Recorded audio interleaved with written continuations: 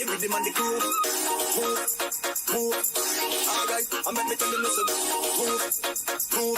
We a dance to the rhythm and the groove. Move, move. Watch them massive and groove, them a move. So we chop it, so we do it. This a rhythm, I lock down the street. So we chop it, so we do it. This a when you come fill up down the street. Alright, so we chop it, so we do it. Lock down we a lock down the street. So we chop it, so we do it.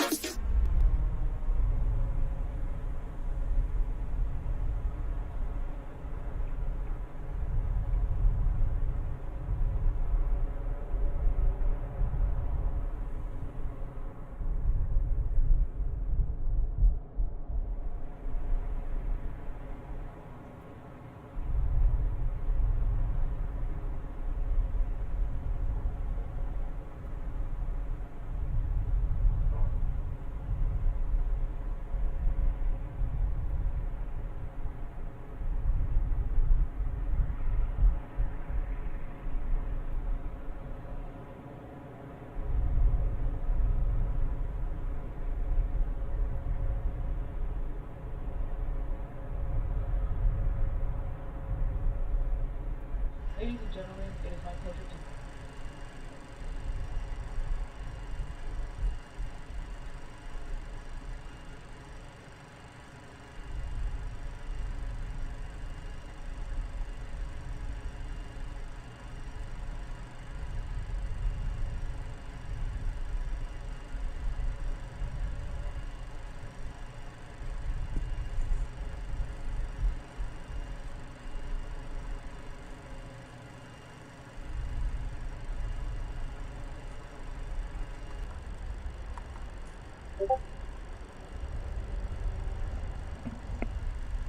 All right. What is going on, folks? Welcome to the Flight Sim Broadcasting Network. My name is Jason. I'll be your instructor today as we fly into, we go from Fort Lauderdale to, go ahead and sign in here really quick. Go from Fort Lauderdale over to Buffalo. Again. Let's go ahead and do this. I'm just getting my stuff ready to go. What in the world? All my charts and things like that. Current flight. Let's get that in there. Good. Okay. We've already got everybody boarded. Excuse me. So everyone's boarded there. We're just doing our just quick performance calculations. I already did Top Cat, so we're going to be taking off rather quickly here out of Fort Lauderdale. Dry winds 320 at 4. I've already done this for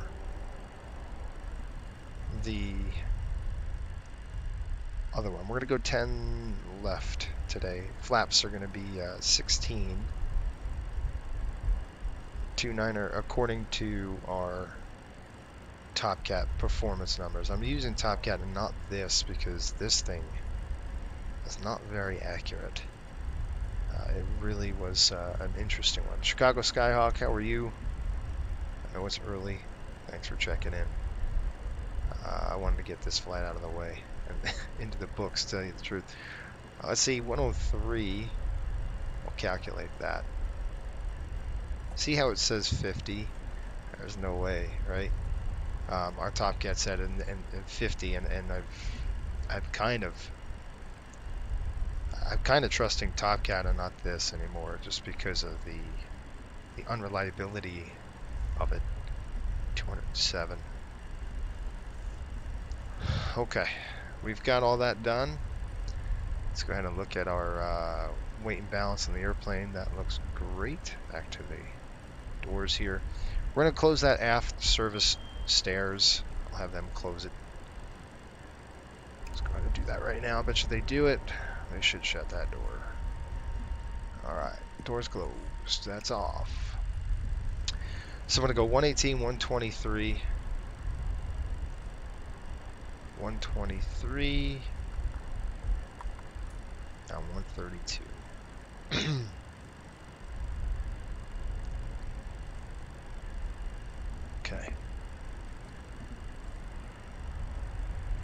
to go ahead and start the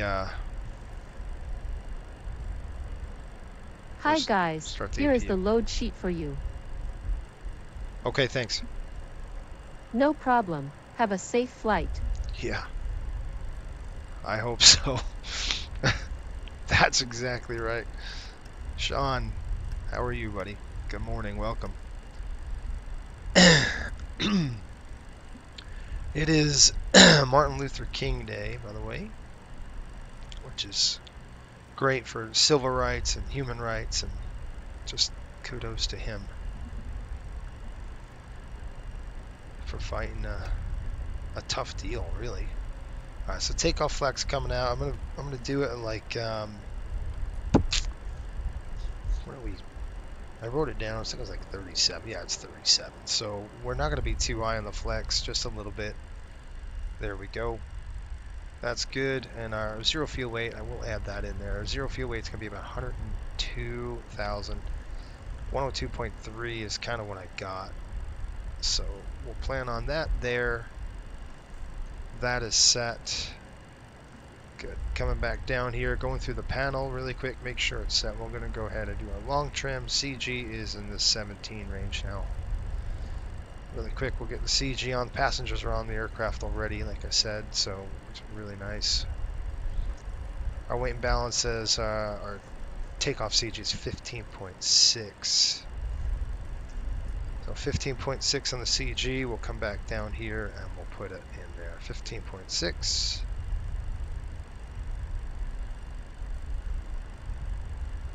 Alright, and flap's going to be 16, so I'm going to just dial this flap to 16. Put the long trim down. Good, I'll do it with my yoke, make sure that's good as well. Man. Okay, 2200 on the there. We're going to go ahead and set this down to 16 as well. A couple of things I've changed since our last flight. Number one is going to be Starl cockpit. So below 10,000 feet, you're not going to hear me teach. You're not going to hear me say anything unless it pertains to the flight and callouts on both sides. So both takeoff and landing, you're not going to hear me say a lot of stuff.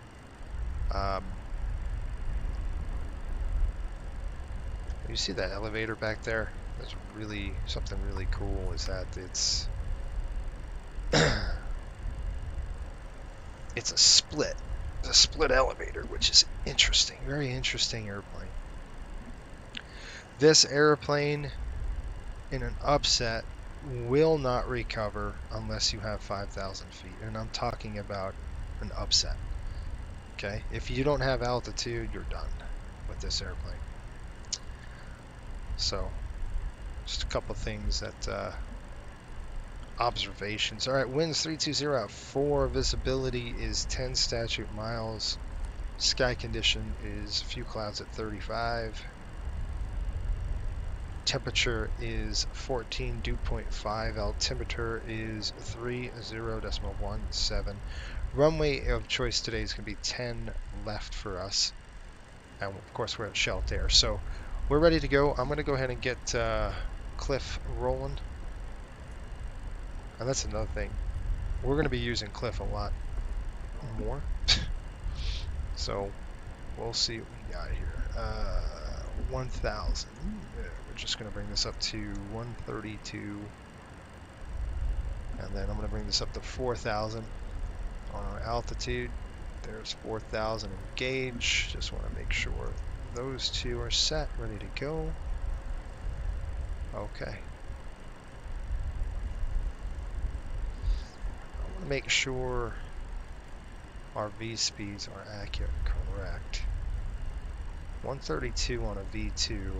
Top Cat saying, I click compute here. Takeoff weight at 127-ish. We're going to go 35, 32, 39. So 39 we need to hold. So it's a little different than this. This is 132.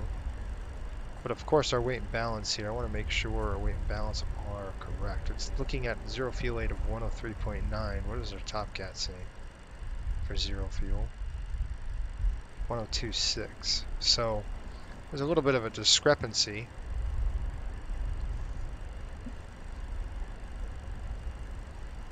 Let's plan the zero fuel at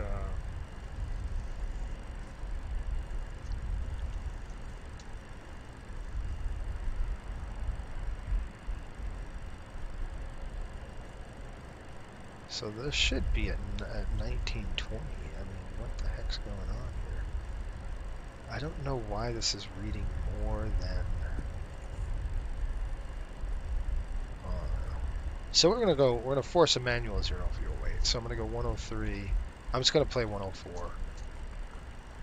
Takeoff weight will be 129. I'm just gonna do that. Fuel is correct. And this will give us a little more accurate numbers. I just don't want to play with the odds. 35, 37 I said, right? There we go. V2 140, I'm going to plan that. 133, 140. I think these numbers are just a little off.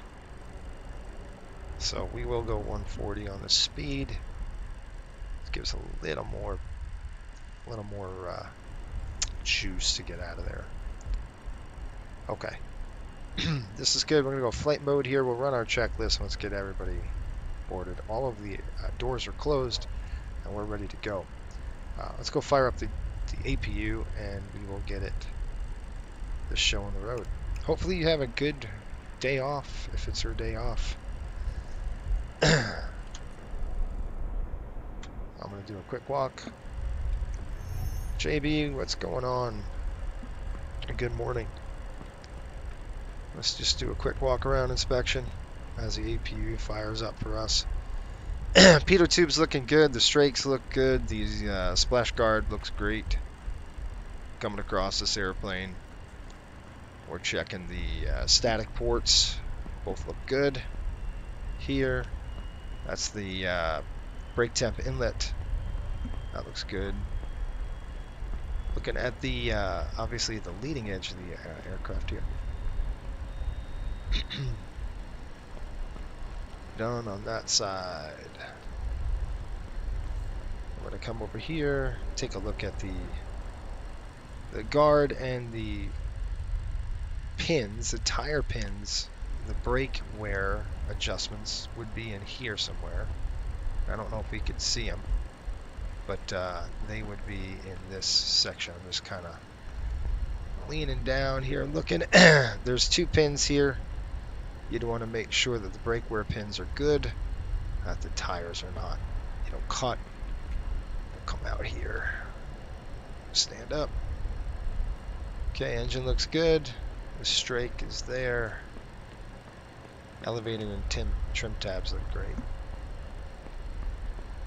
Is this the only plane I fly? Well, on these charter runs, they are.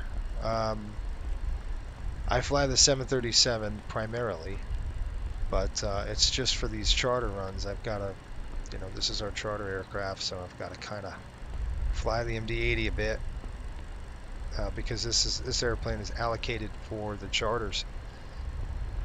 The 737, though, is my primary aircraft. It's the airplane of choice for me. I'd rather fly that airplane. I do like it, the 737, but if we were in a charter, these are charter ops, so we're kind of stuck flying this airplane for now until we can get a good charter aircraft. There's a couple of new airplanes I just ordered for the airline. They're coming. Our APU is coming online. Okay, and the air conditioner is on as well. Let's go ahead and get GSX to pull the GPU. Whether it does or not, this don't parking know. is too small for your aircraft.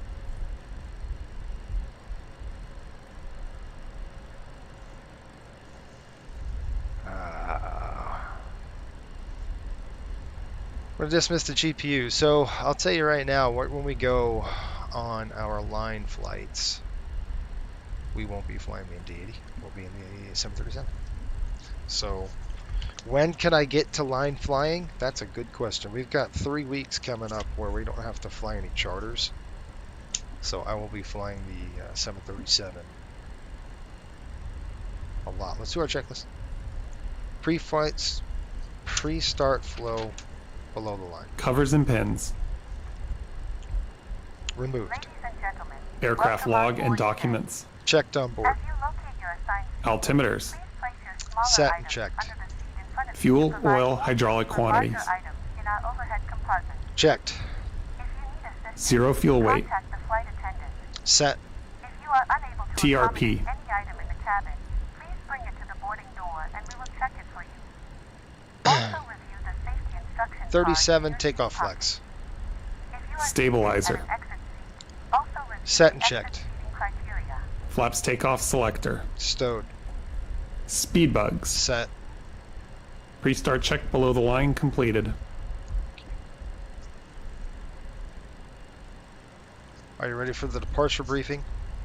Go ahead.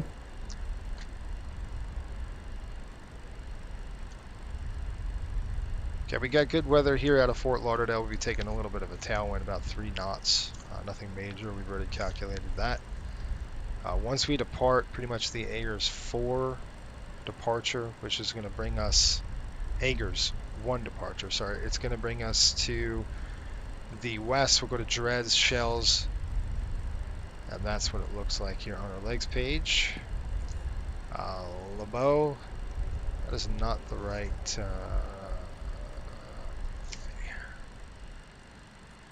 10 left, it is the right runway. So I'm going to be taking the 10s, departing, I think we're departing 10 left. That's the runway I have written down. So we'll take 10 left, we'll plan on that, we'll fire both engines up and just kind of taxi. Just want to make sure that that is correct. Well, we planned on 10 right, so we'll make sure that we've got 10 right located in there. We do. We ran the numbers for 10 right. I wrote down 10 left. It is actually 10 right. So we're going to start at both engines. We'll go from LeBeau, Room, YOLO, Lyric, and then Agers. You can see what we've got down here. Then Deucin, and then pretty much straight up. Once we get airborne, we'll fly all the way up to altitude of 33,000 feet, obviously. And the threats, there aren't any. There's always a threat. But we're good. Any questions? No questions. Okay, we're going to do the before start check. Before start check. Parking brakes. Set. Doors. Closed. Startup and pushback clearance. Approved.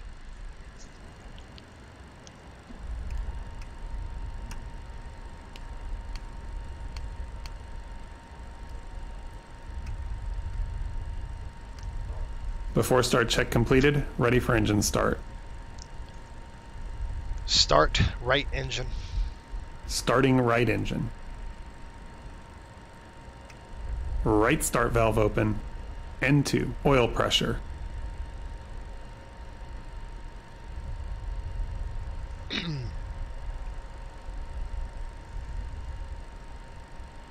N1.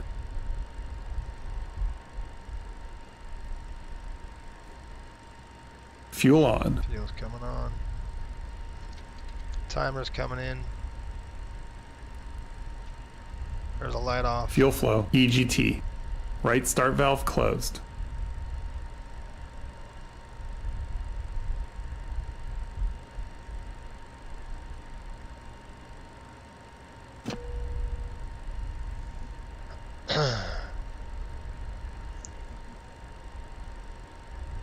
Okay, we got a good start on the right side. Stabilizing.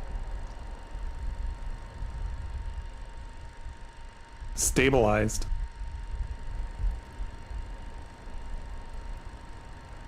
Alright, let's start left engine. Start left engine. Starting left engine. Left start valve open. N2, oil pressure.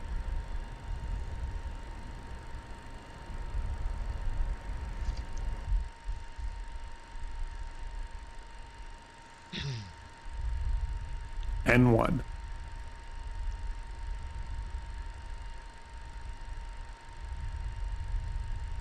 Fuel on. Fuel on. Timer in. There's a light. Fuel flow. EGT. Left start valve closed.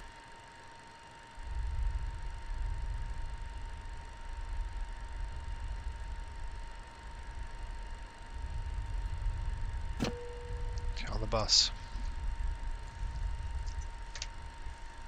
Okay, galley power coming on my side. Stabilizing. Electrical loads. Once again, Stabilized. Ladies and gentlemen, welcome on board our Good, flight good. today. Good, This good, is the good. lead flight attendant speaking. This is coming off. Please That's direct off. your attention to the These are cabin on. crew for important safety information. There is an instruction card in your seat Ignition. pocket that Off illustrates for the now. safety Flight equipment on controls. this Just going to aircraft. check the flight controls. Regulations In require preparation for compliance departure, with be this certain that information your as seat well as is all Good. crew tray table is instructions, stowed, and flight all carry-on information items are signs, placed and Alright, appropriately taxi. Yep. in front of Here we you go. according to Placards the fasten your For seatbelt everyone's by safety, inserting the metal regulations chip require into the buckle. compliance with all lighted signs, Tighten by placards, and pulling on the prevailing belt to instructions. release your To seatbelt. fasten After your start seatbelt, check. lift the Lift the metal metal fitting flap Ignition. from the buckle. Off. It is our policy Electrical that you loads. keep your seatbelt Checked. fastened at all times while Air conditioning supply. doors Auto. are clearly marked with Galley exit power. signs and On. instructions for door operation. Ice protection panel. Each door Off. is equipped with an escape Pneumatic pod. crossfeed valve levers. Locate Your the seat exit cushions Closed. and approved flotation device. Flight controls. Remove it, may be pull behind up and you. take Checked your and seat set. from the air seat In an above. emergency, After lights exiting the will aircraft, illuminate the place your aisle. arms through the straps and let The the cushions cabin to your is chest. pressurized. Flight controls Prepare check safe complete. emergency If exit there is a before loss of takeoff. cabin Hydraulic pressure, pumps and a pressure. panel will open Checked. and High oxygen on. mask will appear. One door exit and left Remain airport exit seated to the with rear your of the cabin. seatbelt Checked. fastened and Take a pull a moment to mask locate your toward main Annunciator the panel. flow of oxygen. Checked. behind you. Oxygen Ground will be equipment. flowing to the Removed. mask, even though the bag may not All be clear lit. signal. Received. Cover your nose and mouth with the Flaps, mask. slats. Place the elastic band around your head and tighten by pulling on the end. Will be released from overhead. Secure your To own start the mask flow of before oxygen, assisting Checked. others. pull the mask towards you. Your Fully seat bottom extending the cushion device may be Set. used as a Place the mask over flotation your device. nose and mouth. After start check completed. Pull up and remove the cushion. Pull the tab on either side of the Upon mask. exiting the aircraft, The plastic bag does not place need your to arms absorb around the oxygen cushion flow. and hold on to the Be sure straps to secure your located on the mask back. first. We're cleared on the left. This is a As a non-smoking reminder, Auto device. throttle off. not permitted in Locate any We are the cleared on the non-permitted left. cabin or laboratory. We are clear on the right. Cabin Taxi lights will check. now be turned off. Fuel heat. On behalf Off. of Light buttons are located above Flaps your and seat. slats. Thank you for your attention. 16 degrees. Set. Checked. Set and checked.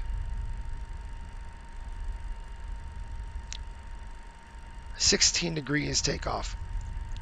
Ether bugs and TRP. Set and checked. Takeoff speeds. No changes. Takeoff briefing. Performed. ATC flight guidance systems and nav aids. Set and checked. FMS. Pre-flight completed. APU air and master switch. Both off. Brake temperature and pressure. Checked. Taxi check completed.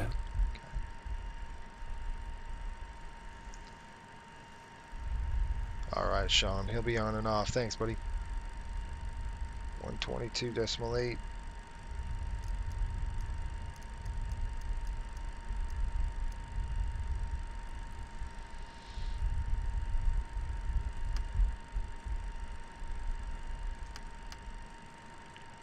There we go. It's coming off. Just had to check that. Let's go ahead and stop the clock here. And then we're going to throw the brakes. We're taxiing. Lauderdale traffic, Riptide 5800 taxi, runway 10 left, Lauderdale. Excuse me, 10 right.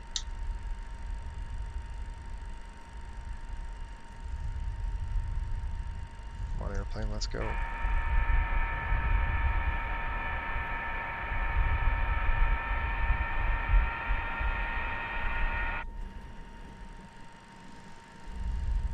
On the road again.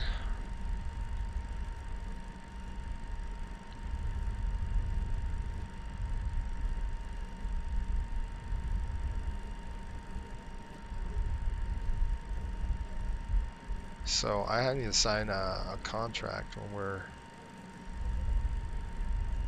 we get airborne. I got to sign a contract. I just We just purchased some aircraft for coastal and used airplanes, but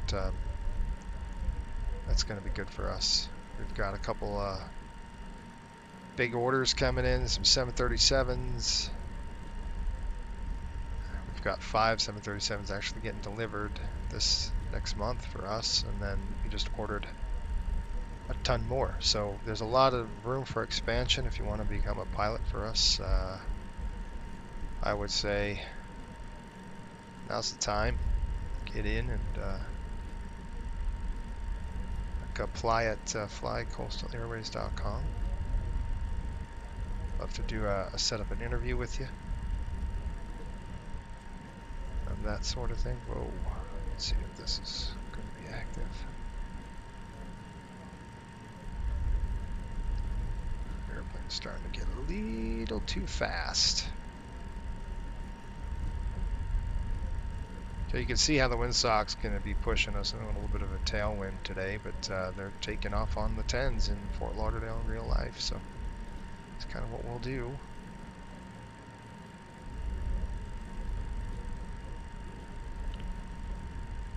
Let's see if I can get this thing corrected. There we go.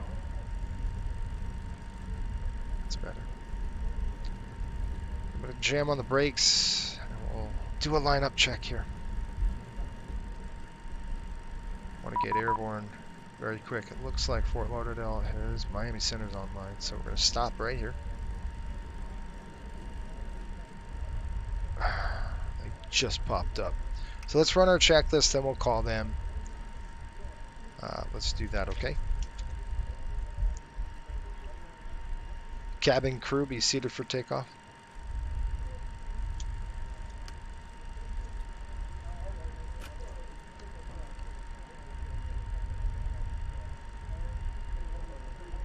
Lineup check.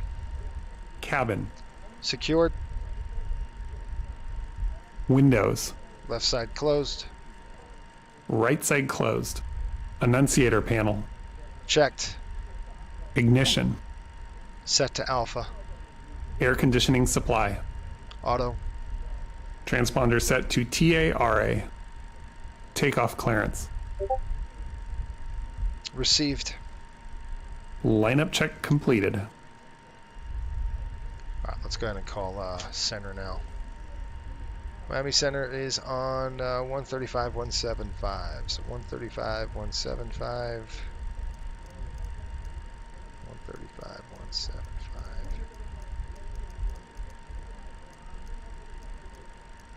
135.175. With me, Squawk 4611. Like clear to Boston via DCO 2, it's supposed to clear to Boston via DCO 2, supposed to Dana filed, climb to 4,000, that file 390, 10 minutes after departure, departure with you, Squawk 4611 with W70. JetBlue 70, readback is correct, call ready for taxi, runway 10 left. Probably call for taxi for 10 left, W70. American 2541, no further ATC available, radar services terminated, frequency change approved. American 2541, over to Unicom. Have a good day. You too. Miami Center, Riptide 5800, holding short here, 10 right, Fort Lauderdale. We need clearance over to Buffalo. Riptide 5800, Miami Center, cleared to Buffalo. Agers 1 departure, dues and transition that is filed. Maintain 4,000, level 330, 1 minutes after. Departure frequency with me, Squawk 4550. Agers 1, 4,000, 4550, Riptide 5800.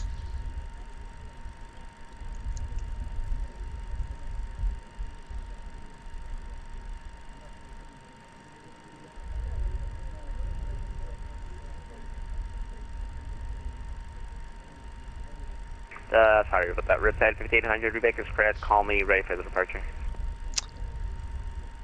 We are ready for departure for Riptide 5800.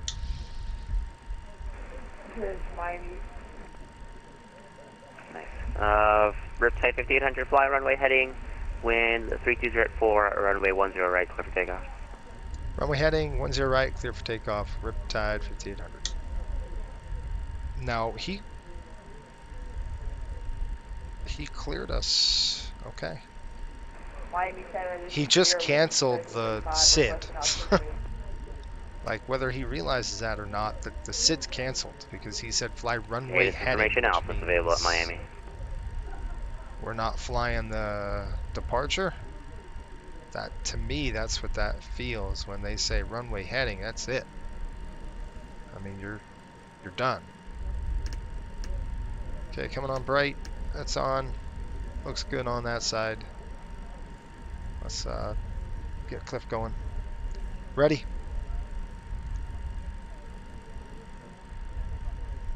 Ready? Miami Center, this is Spirit Wing 1225, requesting altimeter. Okay, you can get the ATIS, but the altimeter is 3018 at Miami.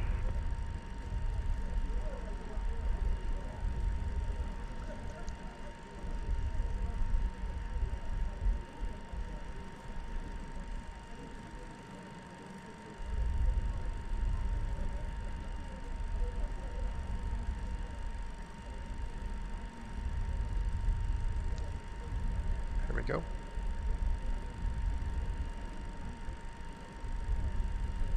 Throttle on.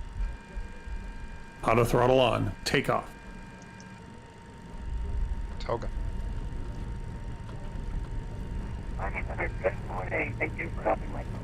Takeoff thrust set. Clear. 80 knots. Cross check.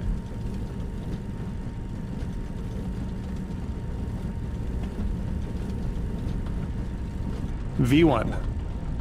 Rotate. Rotate.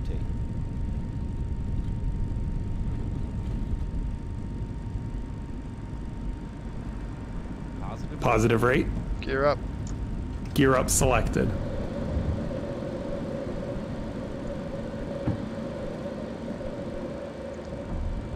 Gear up. Lights out.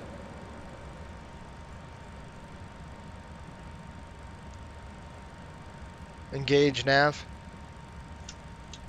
Mach select engaged. 5800, ready contact altitude leaving.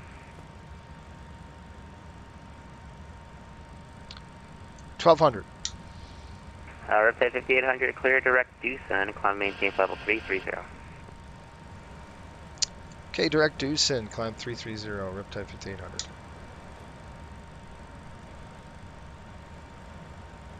Flaps up.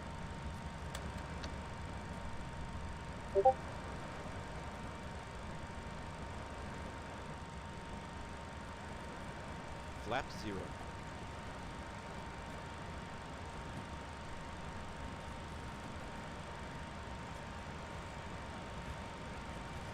Slats retract. Slash Climb retract. check.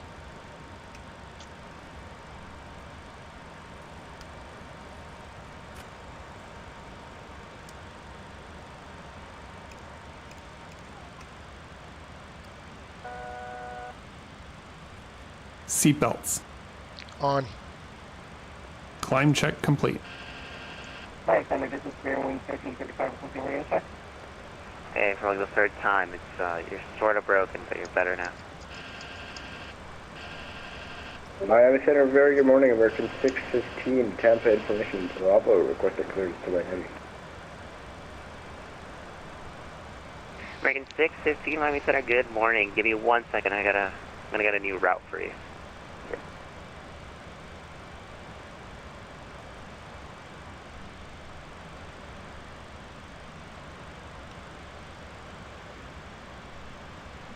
Okay, folks, hang on just a minute.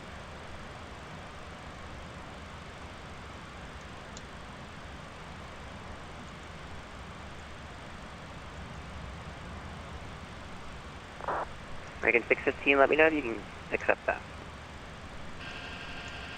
3615,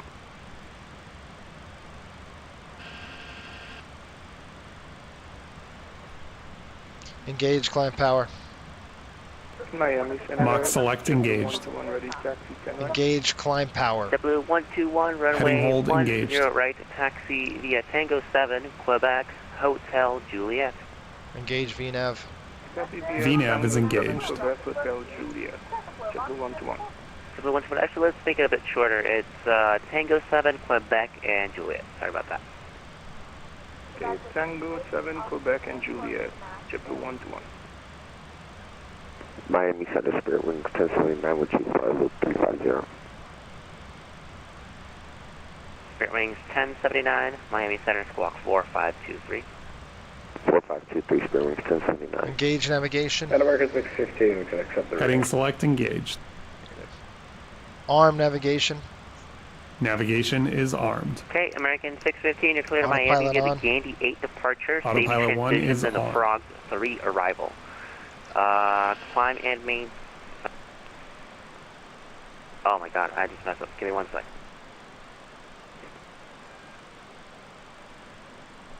Alright, folks, I'm looking at the out there. Sorry about that, I don't know, I have a brain fart. Okay, American 615, clear Miami, get the Gandy 8 departure, Navy transition, Frog 3 arrival.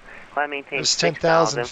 50210, Climb check's coming in. I'm going to go ahead and departure frequency climb. with me, Squawk 4721. That's up. That's good. Those are off. Roger, That's clear to off. Miami and Gandy 8 departure Navy transition with the Frog 3 arrival. Initially 6,000 feet, expecting T107 as after departure.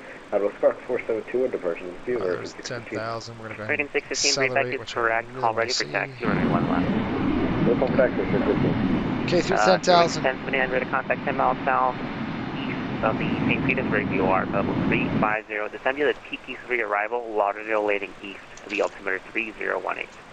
3018 and descend via Tiki 3 Spirit Wings 1071. 79. We got transition to do. JetBlue 70, ready for taxi. Good. As we accelerate through this. JetBlue 70, runway 10 left, taxi via Tango 4, and Bravo. Let's see what we got in terms of weather. Like 10 folks. left by a Tango. Flaps are up. That looks good. Miami Center, good morning. November 29er Hotel High Correct, Key West. We're looking to pick up IFR and Tyson DE Takeoff, Yankee Sierra. Number 29 Hotel Mike, Miami Center. Hello, cleared to Tango Yankee Sierra via the radar express car news and is filed. Maintain 3,000, 5030010 minutes after departure Heading frequency select, we're with coming me, in nav, Squawk nav's engaged, so we're just going to 1413. intercept here, and then it'll roll it over to navigation. All right, we're So good. right now, radar vectors, car the news, airplane is 5,000. happy, We had which is 3010, good with on you. this We got aircraft, because I'll 1413, tell you just right jet center now, on the left. this airplane is very unforgiving. Yeah, it's 1413. Your readback is correct. So Call ready for there's our taxi nav and track expect engage on the FMA. runway This is hooked 9. up this line. We're going to go right Right, to we'll call Deucin. taxi, expect 9, just stand there. We've got a direct to Deucin, so the airplane's just hooking up and then going to be flying that line up. We'd like IFR to Miami. We'll start that turn. We'll go to Deucin. And yes, it feels like this is the only aircraft I fly. Number 17 Juliet Foxtrot, Miami Center. Hello, cleared to Miami For via now. rear vector is the Lee County VOR that is filed. Maintain It'll be nice to 3,000, be able to 13,000, not. 1 minutes after departure frequency with me, Squawk 4623. Okay, Good, one happy cleared airplane. to the Miami airport. Radar vectors Lee County, then it's filed. I believe it was maintained 3,000, 3,000. 1 minutes Two after. heavy Departure with coming you, Squawk in. 4623. City on 170 5. Number 17 Juliet let's get Foxtrot, the readback SA. is correct. Call ready for taxi, runway 14. Runway 14 will call ready for taxi. 2 170. It's nice of them to cancel the, give us direct Deucin. 122, Miami, 112.6. That's going to be Ormond Beach. Alright, folks, back Southwest in the 39, saddle 23, here. you can expect that. We're going to increase our range. Miami, just jet center to Mike at Key West, There's 80 right there. 09. Okay, coming through 15,000. Number 29 Hotel Mike, runway 9, taxi via Engines Alpha, look good. altimeter 3017. That's the Alpha 9. Welcome aboard, folks. In Miami Center, JetBlue 1 ready for departure. 10 right. I figured we'd do this one again. after that last debacle we had. There's a lot of things that I learned on that W121 previous RNAV flight. Calypso, wind 3506, This runway 10 channel right, is clear all for about takeoff. learning, right? It's doing it right, learn something and have fun. And I learned a lot of things on that last run. I did some extra sim time in this airplane. I flew a crap load of missed approaches. Actually took the airplane up to about 10,000 feet and did a lot of maneuvers with it. Steep turns, stalls, slow flight. Got really used to the flight dynamics in this airplane, and let me tell you something. I've learned that this airplane, in an upset, will require at least 5,000 feet to even get close to recovering. If you want a chance, you have to have at least, if you have no altitude, this airplane is not recoverable. Especially at 1,600 feet, it's 9 recovered. There's no way you're going to get it back. And I'm talking about an upset. Stand by. Transition. Set. Okay, 2992. We'll go ahead and set that Miami, on sir. this one as well.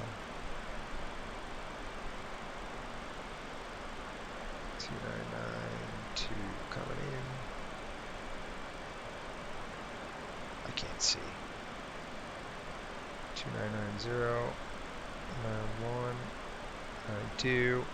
Alright, I'm going to go ahead and set this to a couple of things we're going to do. Set the, I forgot our FO doesn't do this. 700 feet, and it's probably going to be around 30 something. It's like 760 feet. 30.3. Anyway, this airplane is extremely unforgiving outside in an upset. It does not like if you approach the envelope on this airplane, it is Number going 17 to Juliet let you Foxtrot, know runway 14, taxi via Alpha, cross runway 4, the altimeter 3018. in a New York minute. This thing is going to get sideways on you real quick, and I'm talking about you go from here to here to here in a split second. This airplane is very violent outside of its envelope, probably because of the design of an MD-80 T-tail. We got a T-tail situation, so aft CG T-tail situation makes it very unstable. So 75, no further ATC available. do not get it out of its envelope. I know it's easy to say, easier said than done. But do not. This airplane is not happy outside the envelope. So you know, a 737 doesn't act that way. When it's upset, yes, it'll come down and it'll roll, but not like this. This is a snap roll, violent goodbye. I mean, it's whoop, you're Miami over. Center, good day. Giant 91 Heavy. In any airplane, Miami can Whiskey do that, 71. We have Bravo in request. I fall clearance to Quito. Tough aircraft. 91 Heavy, Miami Center, hello. Are you RNAV capable? Affirm, Giant 91. Give me 1 second. I'm going to find a route for you with a departure. Roger, thank you. So anyway, welcome aboard. If you're new to the channels, please subscribe. We're flying an NHL Charter here. We've got charter flights to do for the whole season. So we're kind of stuck to that schedule right now. It's Key West, ready to go, runway 9. Number 29 Hotel Mike, flight heading 360, wind 0408, runway 9, clear for takeoff. 360 on the heading, runway 9, clear for takeoff, Jet 9, Mike. Okay, we got Ormond Beach. We haven't hooked up to Ormond Beach just yet. We'll get there. We're 23,000 and climbing. So JetBlue 70, radar contact, climbing case level 390. Alright, we're going to go down in the FMC and we'll start plugging in our numbers for cruise. You've got to kind of get there. We've got Deucin. Let's drop down here. Let's find out what we got. 91 Heavy, are you able to fly the Guava 2 departure? So Deucin looks like 303.52. That's fine, we'll leave it. Ovens 308.55. That's good. Roger that, transition is Giant 91. Okay, Giant 91 Heavy, just so you know, you can just file that yourself for the next time you fly out of the U.S. You always follow the departures. Giant 9-1 Heavy cleared to Quito via the Guava 2 departure. Your transition is filed. Maintain 5,000, level 3101 minutes after. Departure frequency with me, squawk 454, 45, 47. OVENP. Clear the Quito by the Guava 2 departure transition. This is departure with you. Expect flight level 310, 10 minutes of departure. And squawk 4547, Giant 91.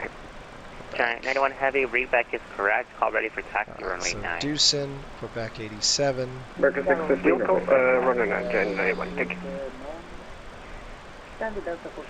Quebec 87 it is. There, buddy. Let me see what we got on our paperwork here before I do anything. Q87. American 615, request taxi.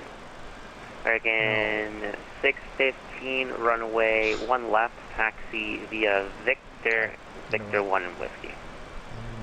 Victor 1 Whiskey, runway 1 left, American 615. Charlie 1 Golf Tango requesting radio check. Guy for radio check who stepped on everybody else, 5x5. Thank you. Okay, I'm looking where 69 starts and VIAP is. Okay, so just go, I'm gonna actually do this old school. Fly runway heading. Get there. When be great. I'll click erase. Where is it? All right, let's go to our legs page and let's do this the right way. Runway 14 clear for once we're at takeoff. Deucin, we're gonna go OVEPN. 146 takeoff, Lord, take the runway heading. OVENP, sorry. November Pop. Just calling? Put that in after Deucin here. Then from there we go FEMON, FEMON, FEMON, FEMON, then VIAP. Guitarro 7875, Miami Center. Are you RNAV capable? Y, where's the Y? You don't see me. VIYAP. Say again? You don't see me. VIAP. Once no, we're are you VIAP, RNAV capable? OBEC, OLBEC, right? OBEC,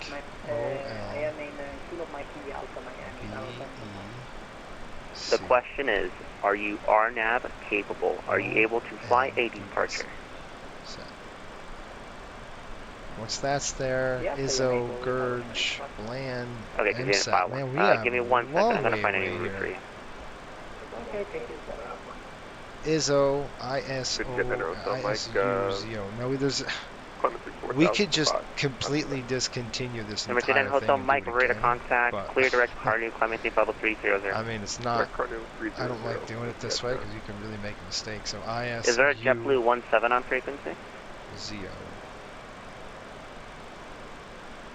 Is you, and a little bit from shy. there, we're going to go Gurge, G-U-R-G. G-U-R-G-E. Now, it shouldn't have done this. It erased everything, and it shouldn't have. Then we go Blan. B-L-A-A-N. Everybody see that? And then from there, we're going to put the MSIT up there. Oh, yeah. Execute. And now we're all set. We've got Deucin to Ovpin. Oven. FEMON, VIAP, OBEC, Izzo. Guitarro 7875, are you able to fly the Hurricane 3 departure? Q87 of VIAP. You can enter the departure, Guitarro 7875. Yeah, we got that right. 069 of Riggs. 069, we're going to jump on 069 all the way up to Ricky. Guitarro 7875 cleared to Indianapolis via the Hurricane 3 departure. Cape Pasa transition is filed. Maintain 5,000, level 360, minutes after departure frequency with me. Squawk 1405. So we got Deucin in there, Ovpin FEMON is 303.59, fine. VIAP is going to put 303.62, we will change that, 303.62. 62, Guitarro 7875, readback is correct, call ready for taxi, runway 8 right. Let's see where we are here on altitude. Okay, 32 for 33. We've got VNAV capture in here. I didn't hear the dang alarm yet. No, it's a 08 right and call ready for taxi. 08 right and make sure it captures. Number 172 Foxtrot, radar contact 3000, clear direct to Lee County VOR, climb maintain 13000. 13000, clear direct Lee County, what's up to the Fox? American 615, ready to go, wind left. American 615, wind 140 at 4, runway 1 last, clear for takeoff. 1 left, clear for takeoff, American 615. Alright, Spirit Wings 1071. Spirit Wings 1079, do you want 10 left or 10 right? We'll take 10 right. Okay, power's coming down. I'm going to go ahead and set this to cruise. Good. Happy airplane. I like it. American 1023, thanks for Bravo, down. runway 8 right, taxi via Whiskey and Mike. Olbeck. American 1023. Okay, VIAP, Olbeck, that is set. Then we're going to go ISO. 304.64, we're good. Gurge, 301.64. 293. That's 64. Land. 290. After Lee County, 172 Fox, after Lee County, can we fly direct to 3000? We'd have to go we have to make an adjustment on that at land. Only if you say please. Pretty please. Okay, number 17 Juliet Set after Ricky. Lee County direct to ball. RYCI. After Lee County direct to ball. CKI. 291 is 66, that's fine. Then we go Lund. Lund is putting at 289, we gotta change that. 289 at 289 at 68. Charlie 14 Golf Tango. 289.62. We don't need to worry about that. 289.62. Rix is putting at 290 at 53. That would be a change. 290 at 53. And Rix. Execute. Charlie 14 Golf Tango. Requesting VFR clearance to we're good. Fort Lauderdale with information. Progress 0.5, 0.75. And where are you? You're definitely going to do a climb. I'm not sure what Buffalo stand I'm at. For some reason, it didn't seem to be letting. It didn't seem to be telling me what stand I'm at. I'm somewhere. So about 2 hours. I'm near Kilo 7. We'll be hitting Buffalo. What airport are you at? Oh, sorry. KMIA. Seatbelts. What is it? Pops, how are you? American 615 passenger. I did watch the hockey game, not last night. I'm watching that. I just finished the first period, but I watched the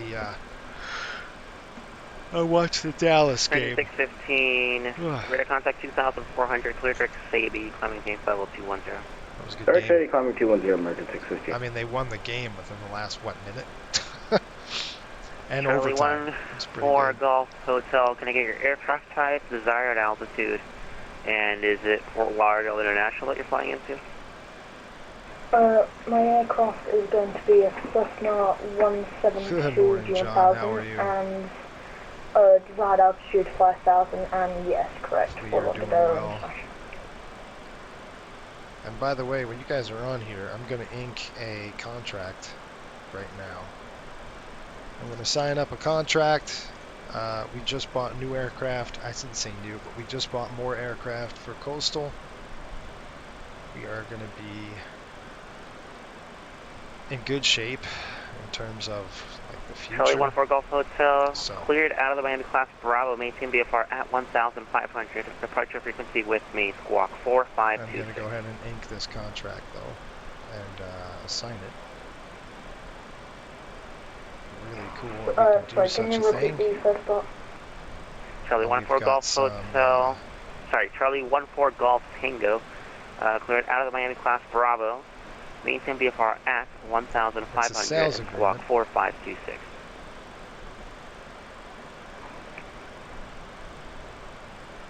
That's right here, ready to go, Airways. Charlie 14 Golf Hotel, go ahead. Sorry, can I get it by text? I'm struggling to pick up. Hang on,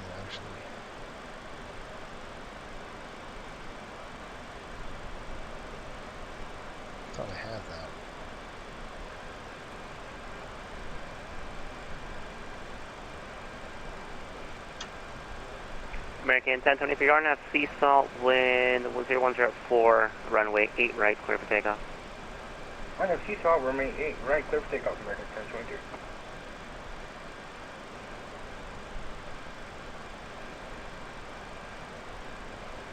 Miami Center, Falcon 50 Lima Golf on the right, Marco. Let's take the platform, Chicago to Texas.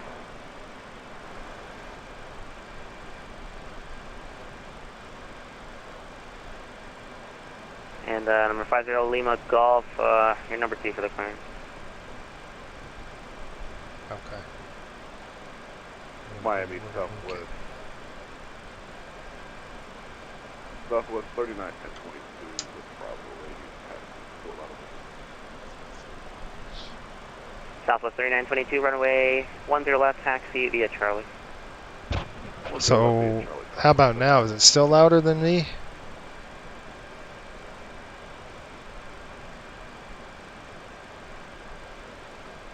Can you hear me or not?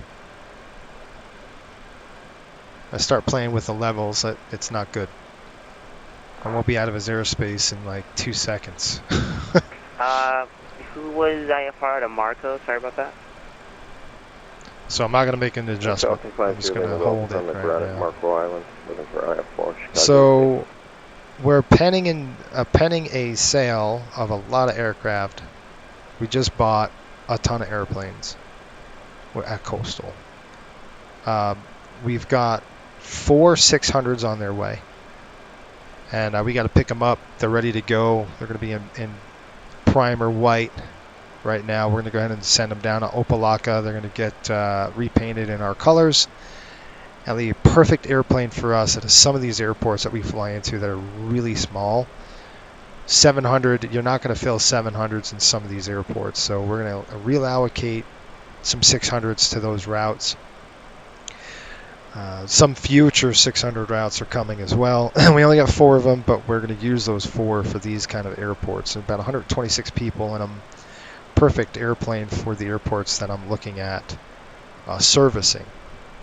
Mostly, obviously, our fleet really consists of a lot of 737. Okay, number 50 Lima Golf, sorry about that. Clear to Papa Whiskey Kilo. The radar vector is Mookie, then it's filed. Maintain 3000, 50430, 1 minutes after. Departure. Okay, folks, he's just going to dump us off soon, so I just wanted to let you know what's expected. Anyway, we're doing 4, 1, 2, 3, 4 600s. 5 800s. The 737-800 is going to be implemented in the fleet probably in another year or so. Maybe 6 months. We'll see. And then something that something that we got a really good deal on, and it's gonna. Golf, readback is correct and release for departure. Clearance void if not off by 15:55. He should be dumping me off like now. 30. So give me a second. To advisories approved. Release for departure void by 15:55. Call your airport 50.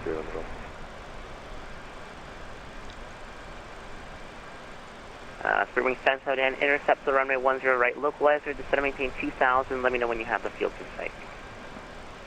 Intercept 10 right, and we'll call you with field text Speedwing stands 9. Wait for a handoff.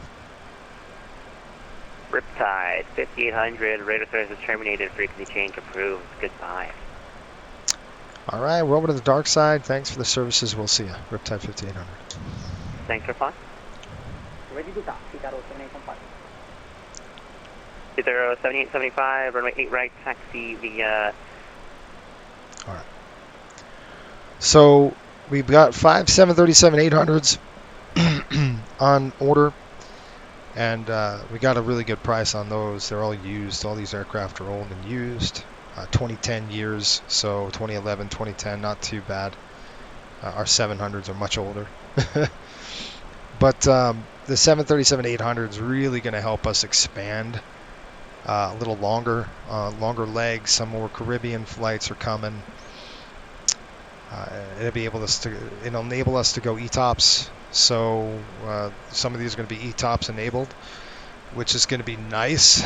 So we'll be able to stretch our reach, if you will. We won't implement the 800s for quite a while. I'd say another year you'll probably see 800s, maybe mid-year. These kind of things take a long time to develop. I mean, I want airplanes. We got airplanes now. We need pilots to fly them. So that's the next thing. As long as we have more airplanes than pilots, and we've got 2 in training right now, 2 more coming on board.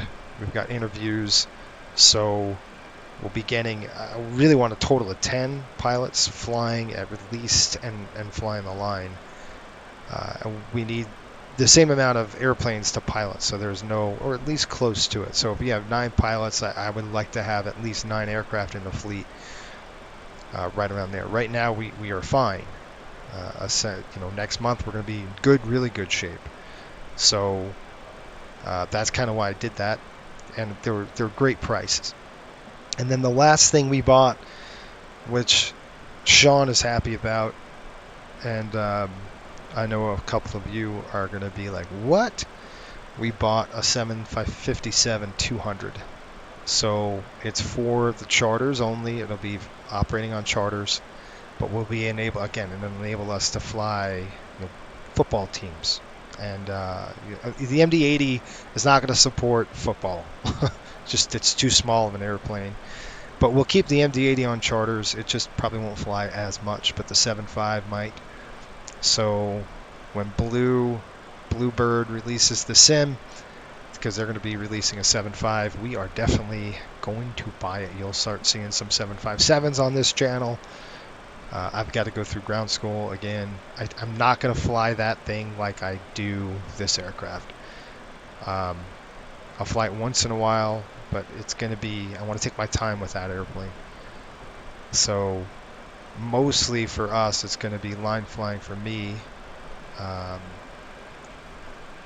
It'll be the 737 for me a lot, but that's kind of it.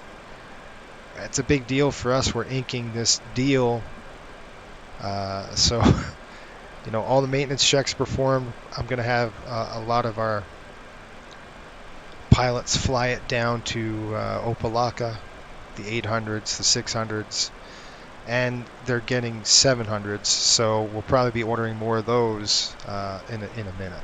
So anyway, John's like, all right, yeah. So anyway, that's coming. Really cool things to see in the future here for us. We've got great airplanes, good fleet, a really good fleet now, where we could, that 7.5 is going to be real nice for us to. It'll help, especially with this blue sim. I love a 757. The performance on a 757 just cannot be matched. It is such, and especially the 200. The 300, the engines are probably perfect for the 300, but the 200, my goodness, it's a rocket ship. Just a big old fan, and I'm super excited to operate that aircraft. Now, it's probably not going to be, it will not be on the line on that 7.5. It'll be for charter only, again, bigger charters, football teams, that kind of stuff. Probably the biggest aircraft we're going to buy in our fleet for a long time. I don't see us buying anything else. Probably perfect right now. The 800 is going to do us well for that expansion, and I'm looking at, ETOPS certifications, some ETOPS flights that we'll have to do in the future.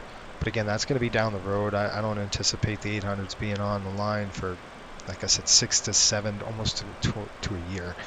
We've got 6 700s to allocate into our system. And we're doing 2 next month. So next month we open a new route. 2 new aircraft are going to be operating that. The 737 700s will be operating that. Plus, these 600s are going to be nice to fly into some smaller airports, right? So a couple of airports are on my radar that are really small, like a Key West. A 700, yeah, it's probably, even that's a little bit big for Key West. A 600 is probably perfect for that that airport. And you would fill a 600 in a Key West, for sure. You probably fill a 700, but the 600 is probably going to be good. The cost is a little less than a 700 is, but it's quite, the same maybe. We'll see. We'll see how it goes, but it's really going to be nice to fly into some of these airports that are just teeny. What are your thoughts about that, folks? You excited for that deal coming through? I've got to ink it right now. I've got to actually sign a reading the contract. But we've got a couple of terms. We're spending about $74 million on it.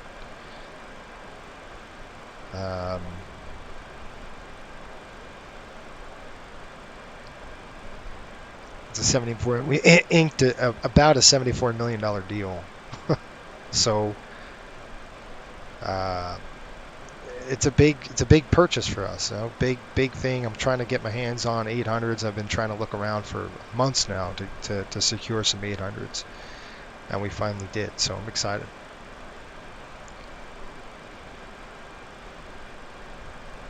Yeah, Jeffrey. Daytona traffic, Skyhawk 412 well, the 600's got its place. It's a small airplane. It's a small airplane, but it's got performance. So I'm looking at two things, right? Performance, and I'm looking at the right sizing of an aircraft into some of these airports we're going to be flying to. The 600s are going to be, I think, mostly. I'm going to keep one as a spare. So one's going to be just straight up spare. It's going to be a spare aircraft for when we need it. We'll fly it on the line. But we have to pull one of our 700s out for maintenance. We'll throw a 600 in there, and that'll kind of what our 600s will be. But yes, the routes. If we deploy a 600, let me tell you, the route's got to be a lucrative route, right? It's got to be big money for us. Obviously, I'm not going to put a 600 on a route that's not going to make any money. So the 600 has to be on a good route in terms of money. Small airports that are usually expensive to operate into and out of, that's hard to get into and out of, is probably perfect for a 600. That's kind of what we're doing.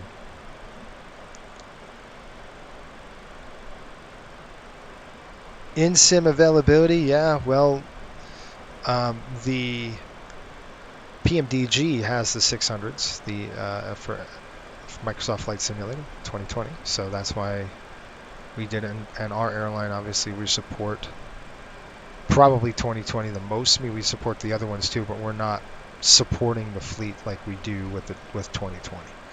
So, and I don't know, does the NGXU have a 600? The older? And you don't have to, like, our pilots don't have to buy the 600. If they want to fly a certain route, though, they might need to. But that's up to them. They could fly 700s, whatever they want, whatever they have in their fleet, 700, 800s, as we get them. We're obviously heavy on the 700. I couldn't pass it up. The 600s were a sweet deal. That's why. And I'm talking about airports that a 700 is really tough to get into. Just barely on the cusp of safe. Does that make sense? Like Key West, we fly a 700 into Key West. That is a tough airport to fly into. And the next airport I'm looking at is a 5,000-foot runway as well, that I don't think can support 143 people, but it could support 126, right? And with very good profitability. So definitely thinking about that. That's what I'm thinking about. It's not going to be, you're not going to deploy a 600 from Miami to Fort Lauderdale, or Miami to New York. That's not a 600 route. And to quite frank, that's not even a 700 route. It's probably an 800 route, to tell you the truth. Wink, wink. because we're not making money on the 700. It's so competitive. It's hard. We're losing money on the 700. We don't have enough people. So we need to jam that airplane full with the 800s, 170, pack another 174 people in it, and we might be profitable on that route. And those are the types of things I'm looking at. Like, we need 800s to fill that to make money off of that route. The 700s are not right sized for it. With the ticket pricing the way they are, stuff like that. So, no, 5,000 foot.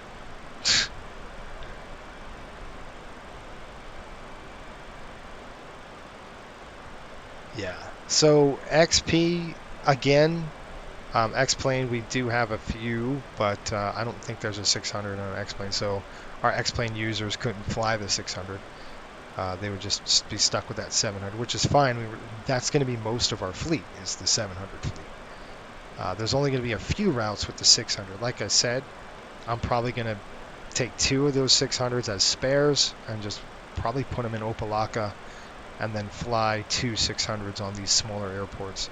And I'm talking 5,000 foot runways. So the 700, we fly the 700 into some 5,000 footers, but that's really small for a 700. Like I said, it's on the verge of being unsafe with the 700. So a 600 is probably perfect. Again, it's still a hard airport, hard to fly into. It's still a challenge with the 600, but it's much more. The margins are better, if that makes sense. The performance is better on a 600 in small airports. You carry less people, and the thing's a rocket. So that's kind of what I was looking at. Smaller airports that really wouldn't support CRJ, you wouldn't really make a lot of money on a CRJ. And to be honest, the ERJ or CRJ, the 600 will outperform them, and you'd make double the amount because you're putting in, 30 more people. So Key West is short, yes. And we're going shorter than that. We're going to another airport that is a shorter runway than Key West. So a 5,000 foot runway, period. And it's probably a 4,800 foot landing. So we're talking nothing, right? We're talking just bare bones here. And that's why I was like, man, the 600 would be perfect airplane for this. We could probably fill it. It's not realistic to fly a 700 into one of those airports. It just isn't realistic. So that's why we're doing it. And the 7.5 is going to be a really cool addition for our pilots that want to upgrade into it. You got to be a captain at least 100 hours to fly charter. And then you got to do a checkout. So some really cool things, I think, in store. But yeah, just to give you an idea, like some of our 700s are not sized right, like that Miami to Fort Lauderdale. Miami to LaGuardia, we're losing money. That's an 800 route. But then you got to think of what that leg entails, and the rest of that route is not an 800 route. Quite frankly, it's not even a 700 route. It's probably a 600. And that's the hard part. It's going to be, we're going to have to change aircraft sometimes. All those fun things that I'm going to have to work out right now. It's easy because right now one airplane flies a route and it flies a point-to-point route, right? But I might have to do a change. BDR. Yeah. Yeah, a little bit about that, Jeff. If you folks saw my last flight, it was an absolute disaster. I'm going to tell you what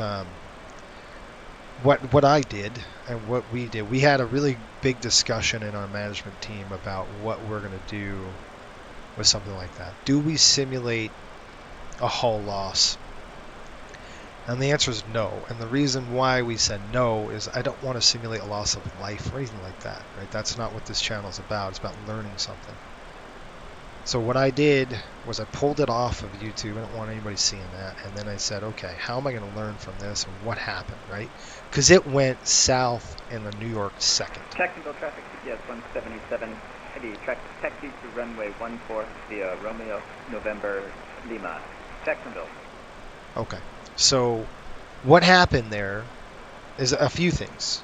And I'm going to go into a couple of things that I've learned and what I've done to fix it. So if you folks have watched the last stream and saw what happened, you know, that's fine. You know, but I want to let you know what happened is a couple of things. One, I was tired. 5 hours between streams or flights, I was pretty exhausted. Two, I didn't use my autopilot. I didn't use my my first officer. I should have called abort. When go around thrust, you would have pushed those thrust levers up to the bugs. And hell, Toga wouldn't have saved my butt on this one because the auto throttle was inhibited. I'd shut it off. So you'd have to manually push them up, which I did. I firewalled the engines. So there's a lot of factors in this. I had altitude, folks. I had about 1,600 feet, but we were losing altitude. I had about 1,600 feet. What I should have done is push the nose down, unloaded the aircraft, and then I did firewall it. So I did have the thrust up. It was too late. These engines are about 8 seconds spool up time. So they take a long time to get going. Yep. And then I'm doing sterile cockpits below 10,000. So I've done that. I've implemented that already on just takeoff alone. And then there's a lot of things that I learned from it, and not only learned, I took this airplane up in the sim like this, and I put it through its paces. Okay, I mean, we did stalls, steep flights, all sorts of maneuvers. This airplane in an upset is unrecoverable below 5,000 feet. You are not going to recover an MD-80 in an upset below 5,000 feet. It's just not going to happen. This airplane is too unstable, out of the envelope. It does not like it. It likes to be in its envelope. Once it's in its envelope, it's happy. You get it outside of its envelope, and crap hits the fan in a real quick fashion, okay? So anyway, those are learning experience for me that anything can happen on a flight. Even if you have thousands of hours, it doesn't matter how many hours you have on an airplane. Your next hour counts, and what counts is, all those things I was talking about. Fatigue, use your FO, don't get task saturated, which I was, and that's it. No, sometimes you don't have an FO. Now, in reality, I would have called go around, and I would have pushed the thrust levers up and then let them go, and the FO would have sat there and pulled them into the right bug. All right, so we wouldn't be having this discussion on a go around. They would have been cleaning up, the mess. So I'm going to use Cliff next time. That's why I'm going to go sterile cockpit and enable my microphone so Cliff can hear what I'm talking about, and I'll use him as a resource. I hope Cliff doesn't say, yeah, throw the wipers on. That's not what we want to do. But we're working on Cliff here. But yeah, that's some of the things I've learned, and we're going to obviously redo the flight. And I already went through XT, extra training, and that's the end of it, right? So at low altitudes with this airplane, it's not recoverable. It just isn't. Very unforgiving. Out of its envelope. So, and I'm talking violent, folks. You saw it. If you did see it, it's a violent thing that the airplane puts you through. It's almost like a 152 in a slip on a power on stall. It just goes like boom, and it just drops. You go inverted, and that's it. You're a lawn dart. And the only thing that you could recover from that is altitude. That's it. You need altitude. You can't unload. You try to unload the airplane, At that altitude, it's toast. You gotta have altitude, and that's like any airplane. Yeah, I mean, Jeff, I did beat myself up, and I still beat myself up for that. You know, that was a big screw up on my part, and I pride myself on not screwing things up. I mean, you know, I screw up all the time. I'm not saying that, but that was you know, everything as an accident investigator. Everything that we teach, right? Everything I've been teaching, I did wrong, right? So the thing, and I say this all the time, I mean, there's captains out there with thousands of hours, and they still screw up, and unfortunately they're dead, right? So like I really reflected on that, and I'm like, if that was, let's say that was a real deal, you know, that would be. Now obviously there's some limitations. There would be 2 people, okay, but 2 people can screw it up too. So it could happen to any one of you, any one of us flying a simulator. Every flight that we take, you have to think about, could this happen to me? Because it could, right? It could happen to me. Shoot. Now, we're going to try our darndest not to let it, okay? But it could happen. And we just got to, those things that we implement, especially on approach and takeoff, sterile cockpit is going to be in effect for sure. Good stuff. Your viewers very supportive of you in the moment. Make a video off at lessons learned. Yeah, sure. And I will do that. I'll make it a little bit. I'm not going to show it, but I will definitely talk about, you know, some improvements that I did personally. And not only just to mention that this airplane has been put through its paces. Like, I put the airplane through its paces. Trust me. And that's what we do. We gotta learn. What's going on here? Alright folks, I'm actually gonna get up, stretch for a minute, and then I'll be right back. Huh. Okay. So yeah, pretty cool. But we had a really good discussion on for management on what we want to do, and that's what we decided to do. All right, how am I going to assign this now? Okay, I will be back. I wonder if I can sign it. I'm trying to sign this agreement is what I'm doing to ink this.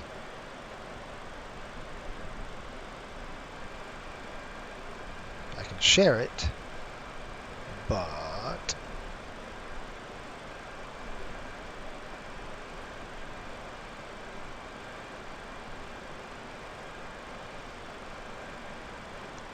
okay. All right. Anyway, I'm gonna go ahead and I'm gonna feed my pups. Yeah. Yep.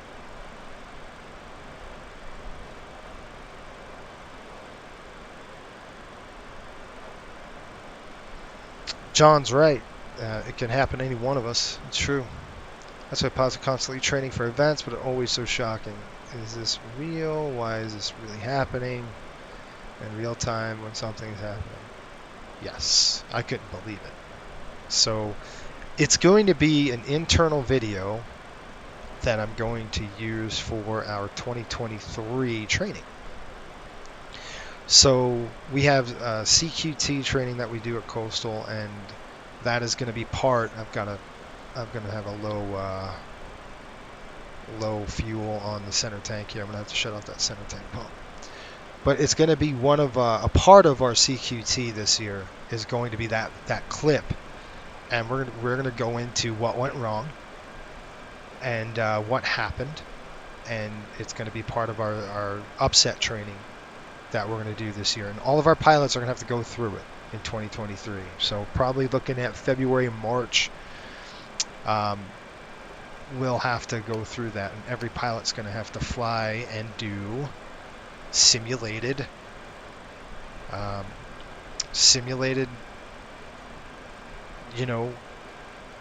just like that. Simulating approach, you got flap in there, you got gear down, you're going to be task saturated, and that's all part of this year's CQ training, or continuing qualification training. That's a requirement for coastal pilots that are on the line. Those are in training, won't have to do it. But every year we're going to switch it up. It's going to be a part of that training. So, yeah, internally, our pilots are going to see it, which is good because then they'll learn, like, holy crap, I mean, you know, how did this happen? And the 737 is a little different. You know, when you've got 4,000, 5,000 hours in the airplane, you know what it can and can't do. You feel it, right? The 737, I would have never gotten there. Is what I'm saying. It still could happen. Don't say that's never going to happen to me. But it's different. It's a different airplane. I'm used to that airplane very well. I only got 100 hours in this airplane. So, low time pilot in the aircraft as well. No, there is minimal to no warning on an MD-80 when you're approaching the envelope. In the 737, there is warning. You have a stick shaker. The MD-80 does too, but it's stick shaker and that's it. You're in the stall. Okay. In the 7.3, it's and you've got maybe 4 or 5 seconds in a 7.3 to go, okay, shoot, let's get out of the stick shaker. The MD-80 is not like that. It's stick shaker, you're in a stall. I mean, it's in a second. And before you could react, that's it. Especially when you're at 1,600 foot of altitude, there's nothing you can do. There's nothing you can do. There's nothing anybody can do at that altitude when the airplane's inverted. And that's what happened. New York minute like this, like that, and we were in Lawn Dart. That was it. Couldn't believe it. I still can't believe that has happened, but it did. So, and it is shocking. You know, it was. And, you know, empathy, I was like, man, I can't believe I felt empathetic. You know, with all of the crashes that I've investigated over the years, it's like, geez, like these guys screwed up and it took a second. You know, whatever, one bad decision and they can't come back. They can't hit the reset button, right? They can't go, oh, let's do that again. They can't do that. They can't do what I did again and be able to redo a flight. They're done. And that's what aviation is, so unforgiving if you make a mistake. And there's mistakes made every day. So, but that's why there's 2 of you. That's why there's CRM. That's why we have the tools implemented the way we do. That's why we train, like John was saying. That's why we train. That's the only reason why we train for events like this. Engine blowouts, engine fires, failures. And our coastal training through the 737 program, it is a grind, but it's a reason. There's a reason for that, and that's the reason, right? All right, I'm going to hop out, and looks like we've got Indianapolis Center. We won't be on them, so we're through, just getting through Savannah, by the way. If you were wondering where the heck we are, we're over Savannah, and that's it. I did notice what the flap configuration was. It was at 15. When it went in, the gear was down. I didn't even have a chance to put the gear up. That's how south it went. But thinking again, playing Monday morning quarterback, I was like, man, I had 1,600 foot of altitude.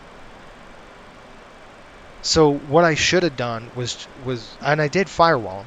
I pushed them all the way up, but it was too late, right? So there was not a lot of buffer, is what I'm saying. The aircraft was in a real slow state, low energy state, right? So, but really what I should have done was 16 foot of altitude. I should have traded altitude for airspeed, and I should have just slapped the yoke straight down and unloaded the airplane. I've got 1,000 feet. Let's get some airspeed under us, and then we can pull out of the stupid thing. Get some energy under our belts, and then we can get out. So, you know, I should have done that. Remember the Culligan, it was a Culligan Air, right? Remember that, the Q400 in a Buffalo. It's the same, almost the same exact crash. The same exact thing, except they had ice on the airplane. We didn't have any ice. They had ice. low energy, in a turn, stall, spin, you're not going to recover. So same kind of thing. So yeah, you better believe our approach speed is going to be up.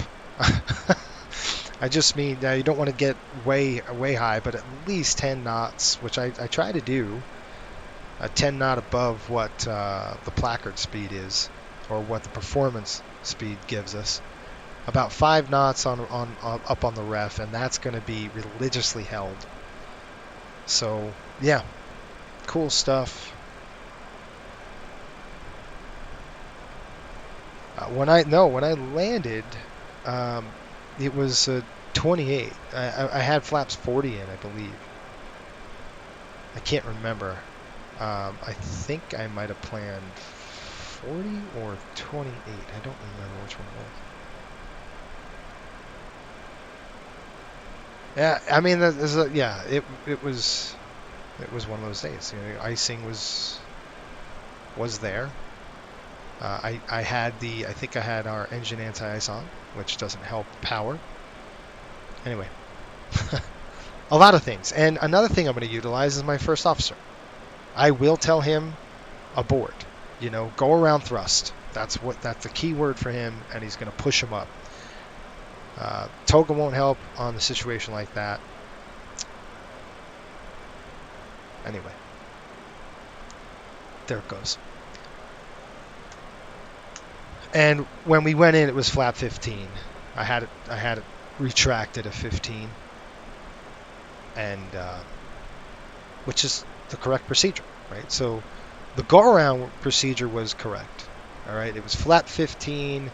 The only thing that screwed me up is I pulled power, and I went from firewall. So I had firewall thrust initially. If you firewall these engines for at least a minute or two, you'll have 2 flameouts, and then you're going to be a glider. All right, and you're going to be a big problem. So that's what I was initially worried about, right? Push them up, firewall the engines, just give me all you got. And then I was like, shoot, we have too much power. I'm going to flame them out, and then I pulled them out. But that out on my thrust lever, it's another thing I checked. When I pulled them out on my thrust lever, I pulled them out about 3 inches. 3 inches on my thrust lever equates to about 15-20% of thrust. So that's another thing I did, was I measured, okay, what is exactly full power on my throttle quadrant, right? What does full power equate to?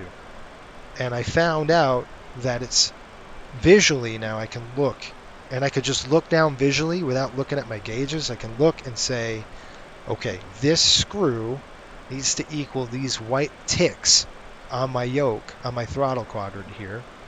You can't see it, but there's a screw here. That white mark, I'll have to look down and go, that's full power.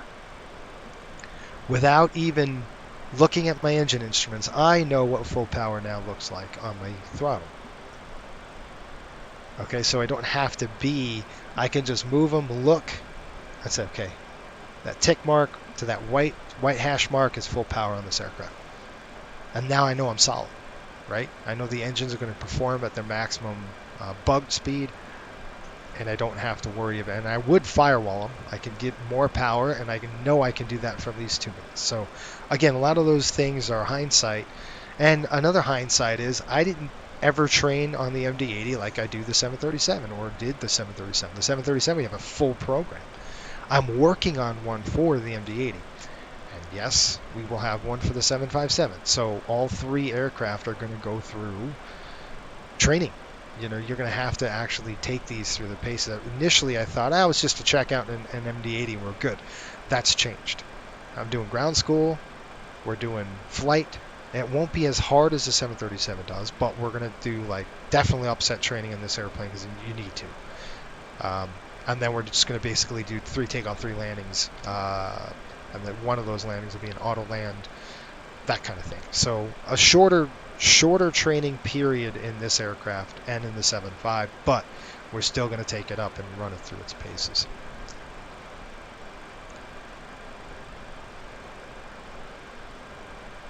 Wait a minute. Leonardo does shared cockpit very well. So how Somebody needs to tell me how that works, because I would love to do this shared cockpit. How does that work? Can you tell me, does it work really well? Because if so, my gosh, why aren't we doing that right now?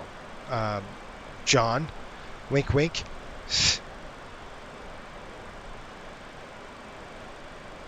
Yeah. Real life 737 instructor. I have been a 737 instructor for angle of attack aviation, so you know, yes. So I have I've instructed on the airplane many hours on it, so it's pretty cool. Does it work in Microsoft Flight Simulator? Exactly. The docs come with it cover.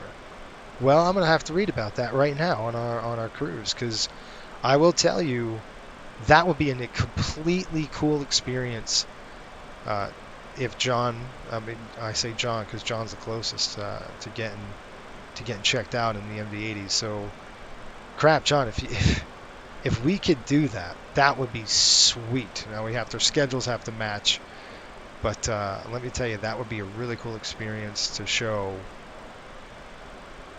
You know, all that. Really cool. You want to talk about CRM, that would be fantastic.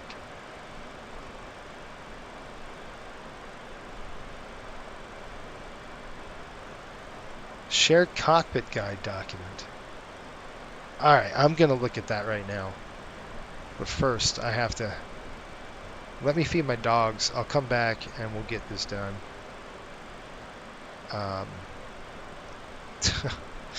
That would be sweet, because then we can really simulate. Well, we can simulate how CRM works, right? Pilot flight and pilot monitoring flows. It'd be really cool, and I would love to do it in the 7.3, because obviously I submitted my app with Coastal with the intention of making it to the MD-80 fleet. Okay, good. I've done an X-Plane 11, but not flight sim, but that would be awesome.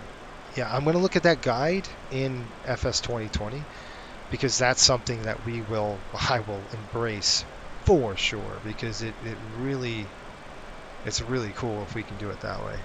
All right, I'm going to stand up for a minute, feed my dogs, and then we'll be good to go.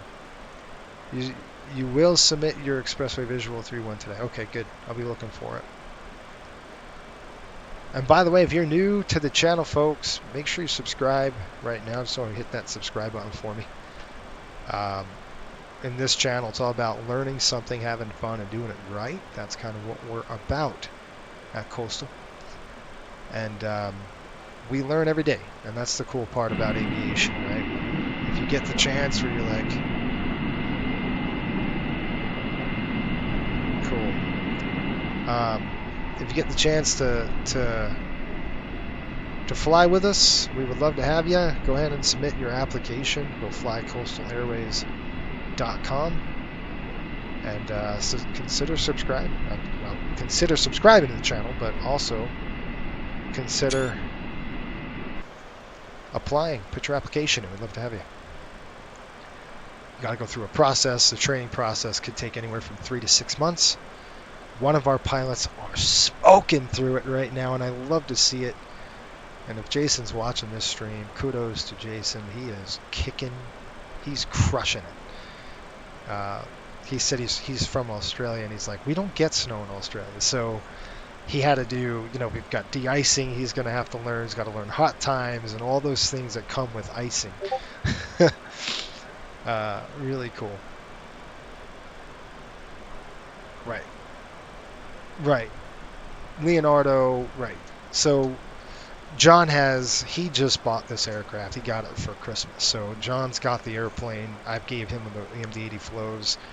So it'll be super cool to do that. If there is shared cockpit, I will have to revamp flows, but no big deal. I'll actually do a captain flow and a first officer flow, or a pilot monitoring, pilot flying flow. It'll be super fun. For sure. Alright, I'll be right back.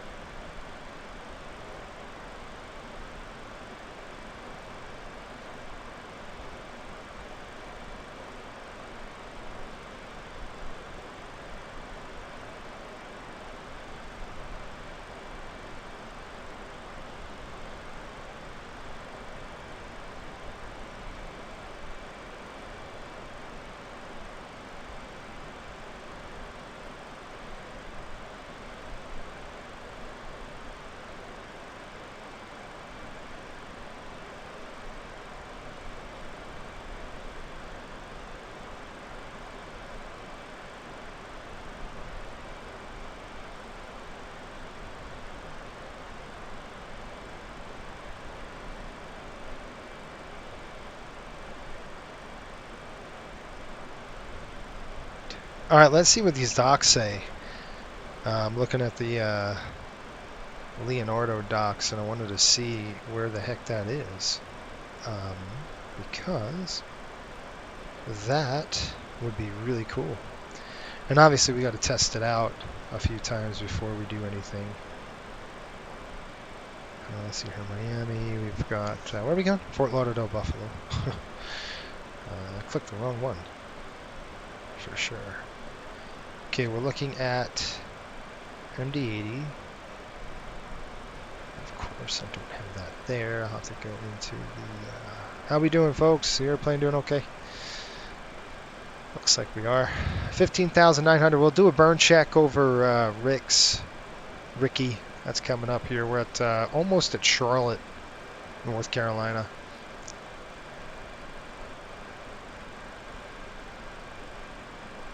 Just passing into Atlanta airspace. It looks like Cleveland is online as well.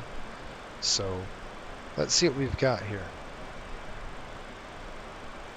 Click files. Let's go into our MD-80 files. And let's see where the heck this is. What page number it is. So we've got fly. We've got a quick guide. It's probably not going to be in there. Let's look at the user manual here. And I'm just going to... You can't see what I'm doing because I don't have it shared. But I'm going to try to search this document for shared. It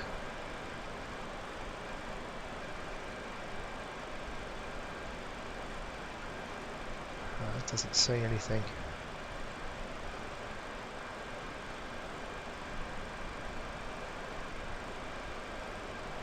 We got a page number. Are we going to Toronto? Jeff says X-Files docs. Yeah, but which doc? There's a few docs. A few documents. So, multi-crew. Let me take a look at crew.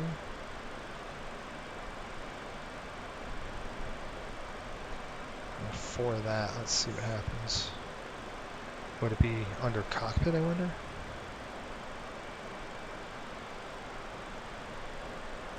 I hope you can do it in 2020. I don't know.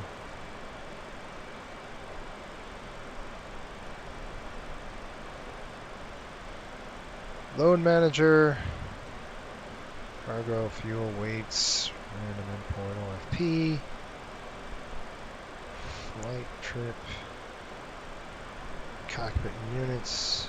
I'm looking at setup, simulator options, cockpit lighting, failures, registration. We're going to Toronto, but it won't be today.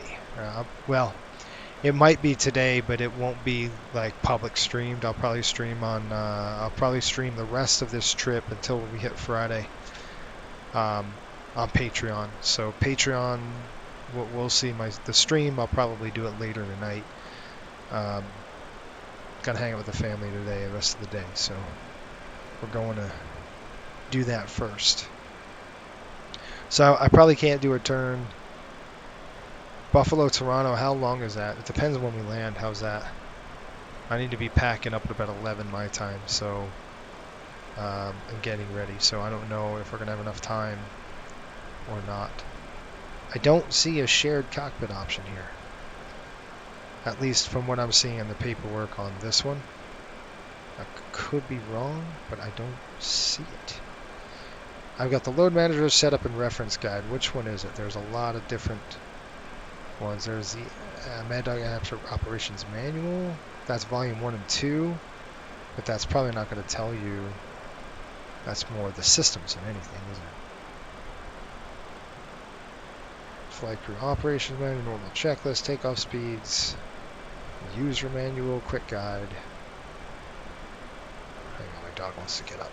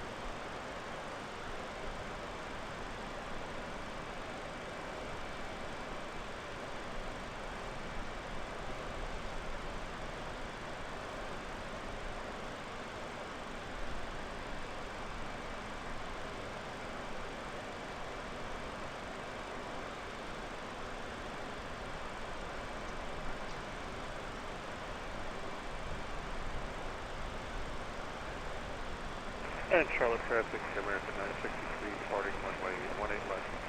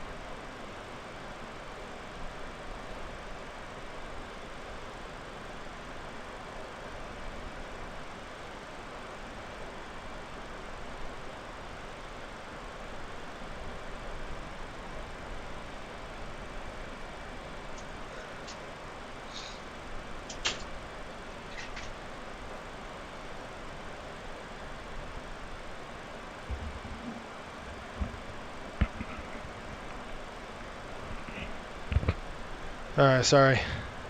I had to step away for a long time. My wife is trying to get another dog. I don't know why we go through this crap every so many years. I'm like, oh, not again. I'm good. No, she wants another one. And a big one to boot. So we'll see how this is going to go.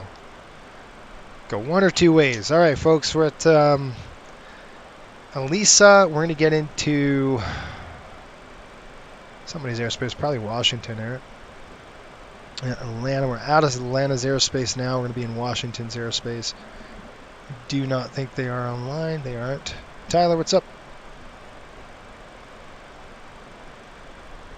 Sorry, it seems the P3D feature is not yet present in MSFS. Yeah, that's how it is with many. Yeah, of course. Yeah. Okay. I didn't think so. I was like, man, if I saw that, I would definitely implement it. But you know, it's all good. It's probably coming. I can't fly P3D or X-Plane anymore. I looked at it and I went, there is no way. Like once you start flying FS 2020, there's really no going back. For me at least. Just the graphics, everything. It's really nice. And yeah, I get it, the flight models, but look, the numbers don't lie, folks. 2020 is the future, always will be the future, and the others sims are dying. So that is the numbers per the survey. It might not be for everybody, the majority though, and the developers see that. So it used to be like FS 2020 75%, and then you had X-Plane behind it. Now 2020 is like 90, 80%, and then you have X-Plane losing ground to it. So what a beautiful morning here through the Northeast.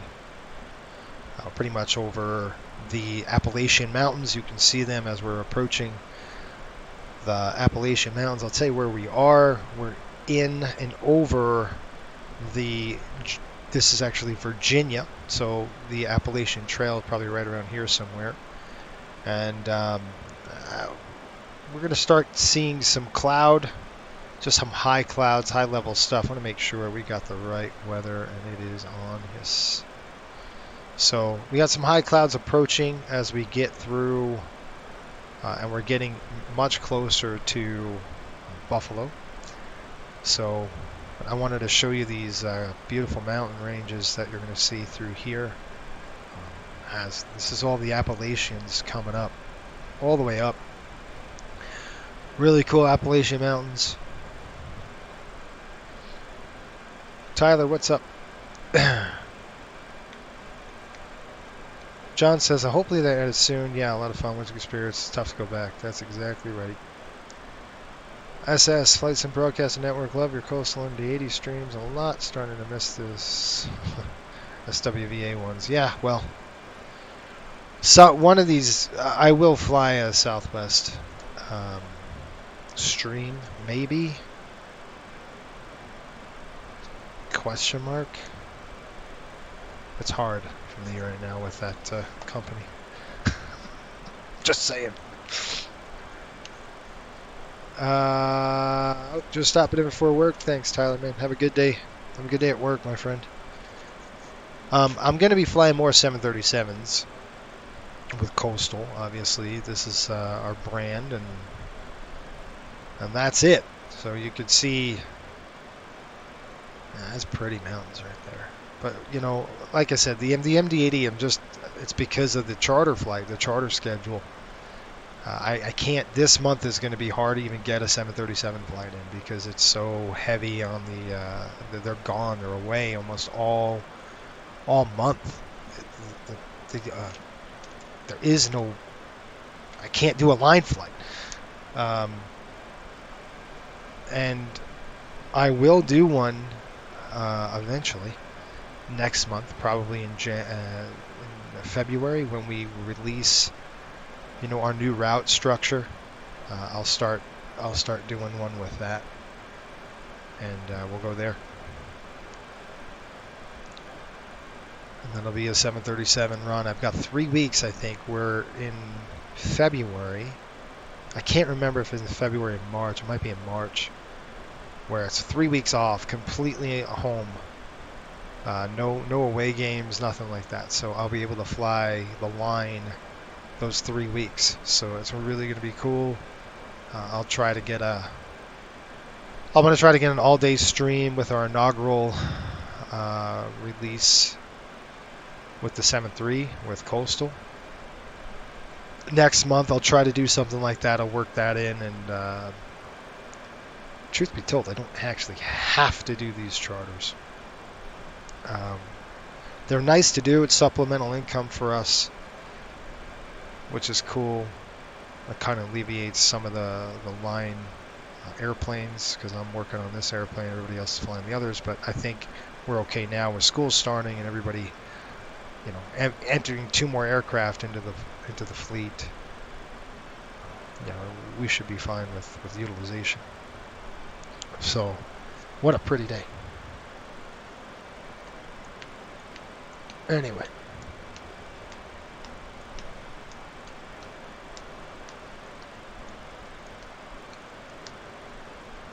I'm going to tell you, I'm going to be honest with you, SS. Southwest streams are going to be minimum to none. And I will do maybe 1 a month, but I'm cutting way back on Southwest flights.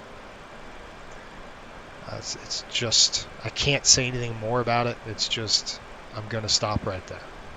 It's hard for me to swallow the pill. That's what I'm saying. So I'm just going to leave it at that. And that's it.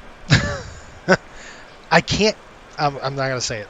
I'm just not going to say it. This is why I won't even do it, because I just can't. How's that? Right now, it's very hard for me to get on board, and I'm not going to. So, look at that. So is this, on another note, looks like we've got some snow line here. We got some snow-capped mountains up ahead. Pretty cool. That's pretty. I don't know what we're looking at here. Let me see if there's... I really need to get back in the 737. You're telling me, you guys. I really want to fly 737s, man. That's my airplane. I love it. I'm trying to see if there's any, like, weird kind of... like a big old lake. It's not. It's just the mountains are just snow-capped up here. We're in West Virginia. Beautiful country. I could have probably told you that. It's absolutely beautiful here. We're opening Roanoke. That's in Virginia, but West Virginia is Charleston. We fly Charleston, Virginia with coastal. So yes, and there's nothing saying that we can't just not fly charters. There's nothing saying that. It's just, it's hard when you're doing a charter flight. You're on the road, and then literally you're on the road. I mean, you're on this whole week. We're on the road from Monday to Saturday, Sunday. It's road flight. Next week's the same. The next week's the same. They're on the road all day. They had 9 inches of snow in some of the mountains, Tennessee, the other day. Okay, that explains it. That explains that. All right. Cleveland Center is online. We should have good control coming in here. Air traffic controller. As we push through here, let's see, we're going to hit Cleveland after Rick. So, but I know what you're talking about. I do want to see the 730. I want to fly the 737 again. How's that? So think mine is just the same as yours. I do want to fly the 73 again, and shortly. I don't think we're going to get to it, though, anytime. This month is going to be a tough one, but I'll try to do that. And SS, hopefully you understand what I'm talking about. I don't know if you've read the news lately, but it's a tough pill for me to swallow right now. The company, as I know and knew the company, is no longer. The culture is gone. It's done, right? And I cannot get behind a brand that does that. So that loses the entire culture. It's just terrible. So anyway, that's how I feel about it. It's hard for me to support, even with the name on the side of it. It's just tough for me to support it right now.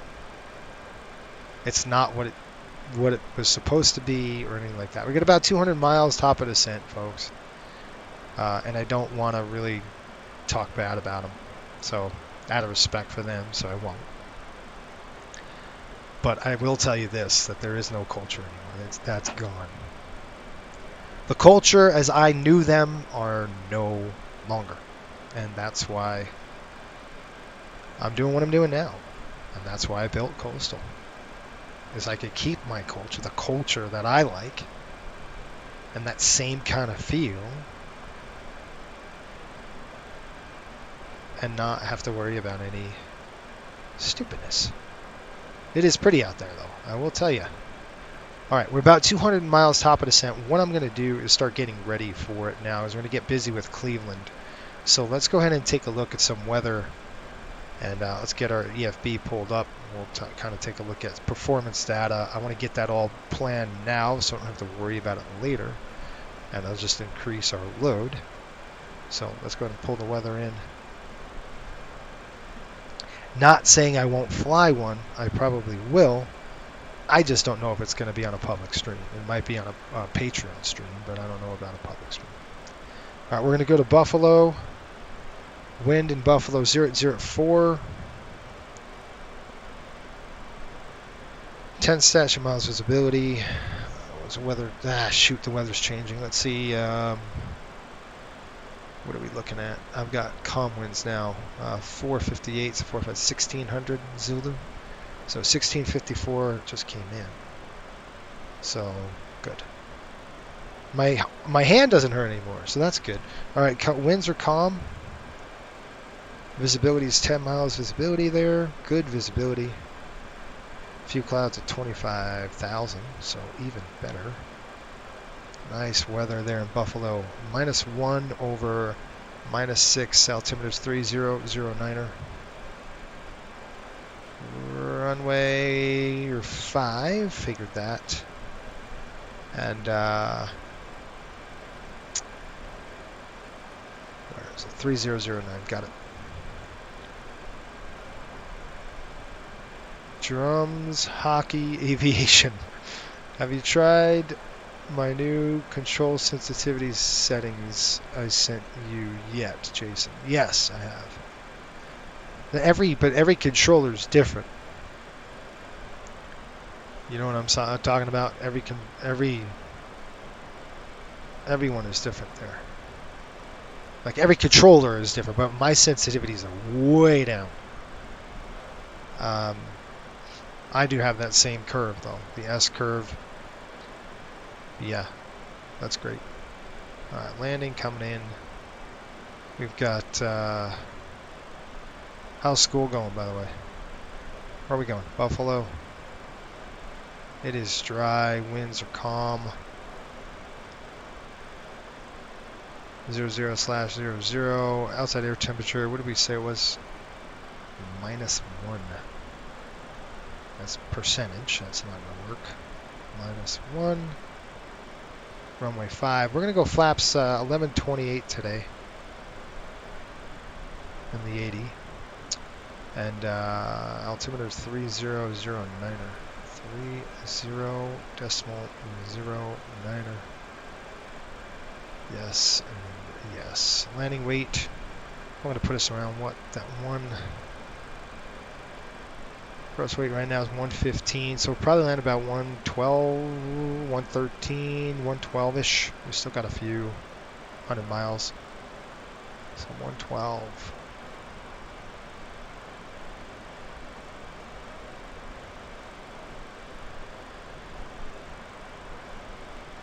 Yeah, you have -80. I gotta look where I was with it, but it's definitely low too. I gotta see, but it's way down. That's the thing about 2020. You have to dampen everything. Wow, we're getting a little sauced up here. 4208. Landing distance required. And I'll do it again. Runway's going to be 5. Auto brakes medium. Looks like, what's our ref? VREF 132. I like that. 137. I'm going to hold 137 on that with an increase of that 5-knot bump just to help us out. Okay, so that's that one. Getting thrashed a little bit. I'm going to throw the seatbelt sign on for now. All right, going to be into Cleveland's airspace shortly. Let's pull up our Top Cat here. Top Cat's going to work with the 80. So we're going to go click landing, and let's see, Buffalo 23 landing. We said 112. What did I say on the landing weight? I probably said the same thing. 112,000. Landing distance available on this particular runway is approximately 8829. So let's see what we've got. Let's go and update the weather here. School's going good. Instrument check around a couple weeks. Progressing nicely. Good deal. Good deal. Runway 5. Okay, we're going to try 28. Air conditioning is going to be on. Anti-ice is off. Manual landing mode. Braking is manual. I want to increase the approach speed by 5 knots. And let's click compute and see what we've got. Landing distance actual, 2,700. What did we say? 42. So we're going to take the 42. 126, approach speed 136, and I got 137. So that's really good numbers. That's what we're going to plan. Good to go. Ailerons a negative 65, elevator 30, dead zone 5, rudders, brake pedals. Yeah. Good. Yeah, and I had to do the same thing with mine. I had to really, you know, if you have an older controller, that dead zone is imperative because it gets all wonky. Okay, ILS runway 5, obviously visual. We'll back it up with the ILS. I'm going to actually turn on the autopilot here. We'll let it fly the ILS in, and then we'll take it over as we get a little closer to the ground. If we get squirrely like we did the last time, let's brief that. Okay, so if we have to do a missed approach, what we'll end up doing is I'll call Cliff and I'll say go around thrust, and then we'll push the throttles up to the white tick and visually look, and then we'll rotate the aircraft. We'll bring the flaps up to 15. I'll call flaps 15, and then once we hear positive rate, bring the gear up. I'll watch the airspeed very closely, make sure that we're increasing our airspeed. We're only going to be climbing about 15 degrees nose up with the speed on. I'll make sure we got good thrust in there. Really watch that. If the airspeed gets low, I'm going to absolutely firewall the engines and keep them there for a long time until we get energy back, and we will trade altitude for airspeed if we need to. Okay, once we're through the missed approach, we're going to climb to 3,000 direct to Trava, and then we will probably get a vector back. Cleveland will probably bring us back around. Well, it's not the people, SS. It's not the people. It's when I'm saying the culture, I mean it's the management that's really killing it, or killed it, and unfortunately that trickles downhill, doesn't it? You know, we'll see. Time will tell, right? The people of the airline are great. It's not the people. It's the management decisions. Not smart. Okay. Let's see here.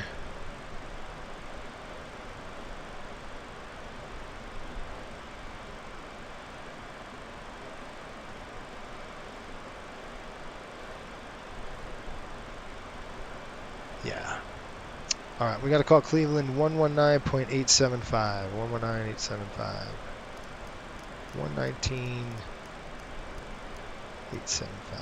Doesn't mean I won't fly him. It just means it's just it's tough. It's really hard. That's all. 119.875. You had a numbers guy, and that numbers guy destroyed it, in my opinion. Now, what Bob Jordan does, I don't know. That's really going to be up to. He's a more operational guy, which is good. That's good news. That's what they need. They need an operations dude. So 2016 Cleveland Center, runway 21 right, taxi via Juliet Papa across runway 9 left at Papa. Juliet Papa across 9 left Papa. Okay, 55 on the course. Got it. 1126 is 1085, and I'll give him a call. Number 2857, let's see here. Number 2857, do you have the field in sight? What did we say, 137? Was that 140 line? 2857 Cleveland.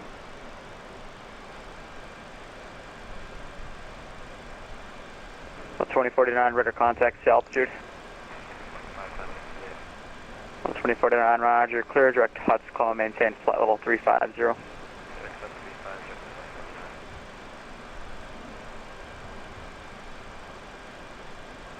EWC.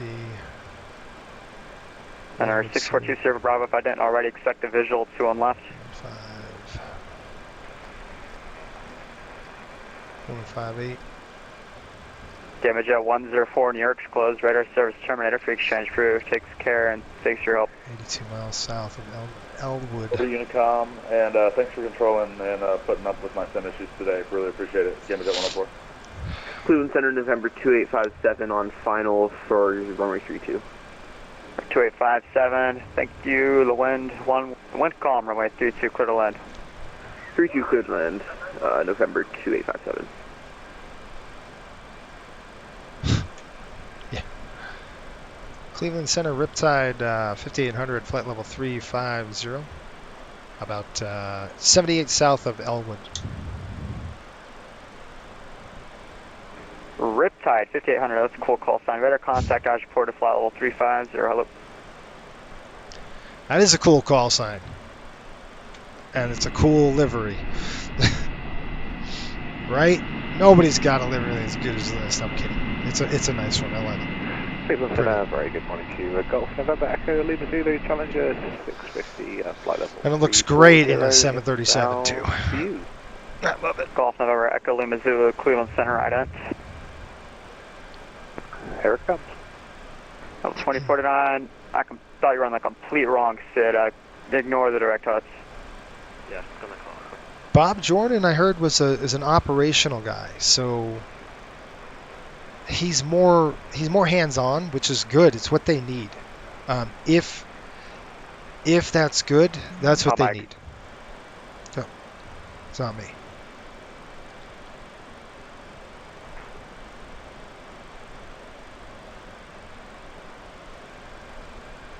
Golf number Lima Echo Zulu, radar contact about 30 northeast of the... So anyway.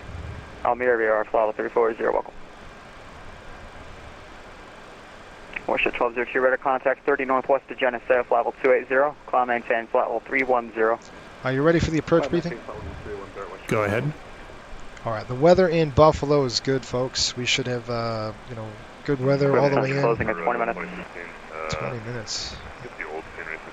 Here we may get service, we may not. We'll see.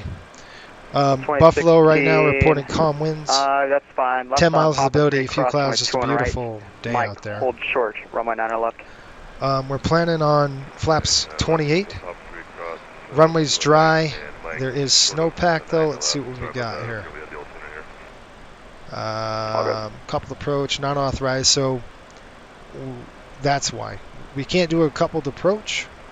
It's not authorized with this 5G issue, so... Nothing but static. Make sure your microphone's not muted. Citation 642 Bravo. I forgot to write it down. What's the option again?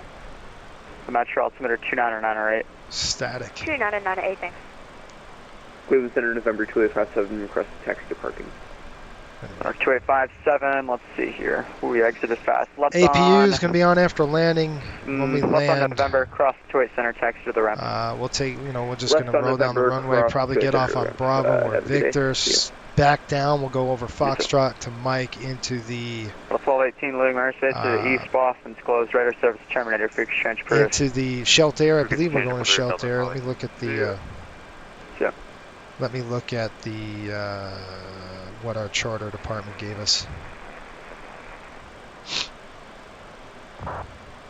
United 216.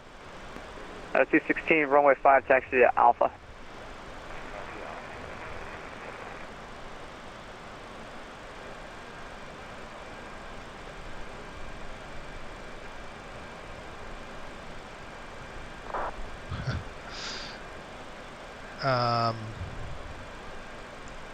Let's see.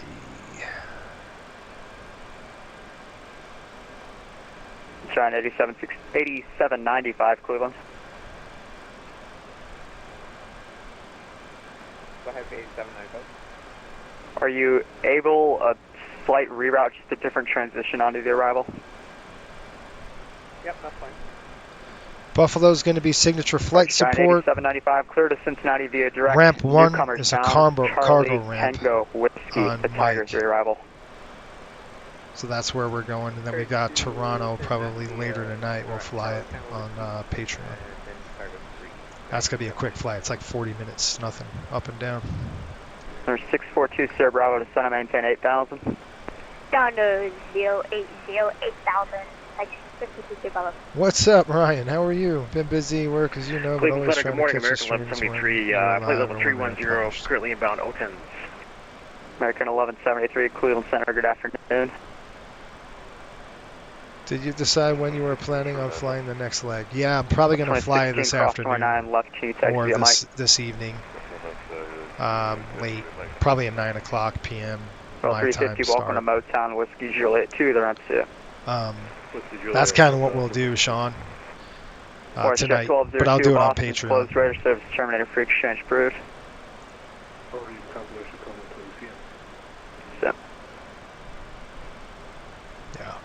Yeah. SS, did J Aviation design the original coastal livery? No. I designed it. Actually, it was me. I painted the first one in P3D. That's actually our first aircraft last year. We had it in P3Ds before 2020 come out. And Delta 867, fly heading 130 to center, maintain 3,000, vector to final. So I came up with a livery and I sent it to him, and he did the rest. And he did our, I had him come up with the Jamaican flag, our flagship series. We're going to release next month, which is Jamaica 1.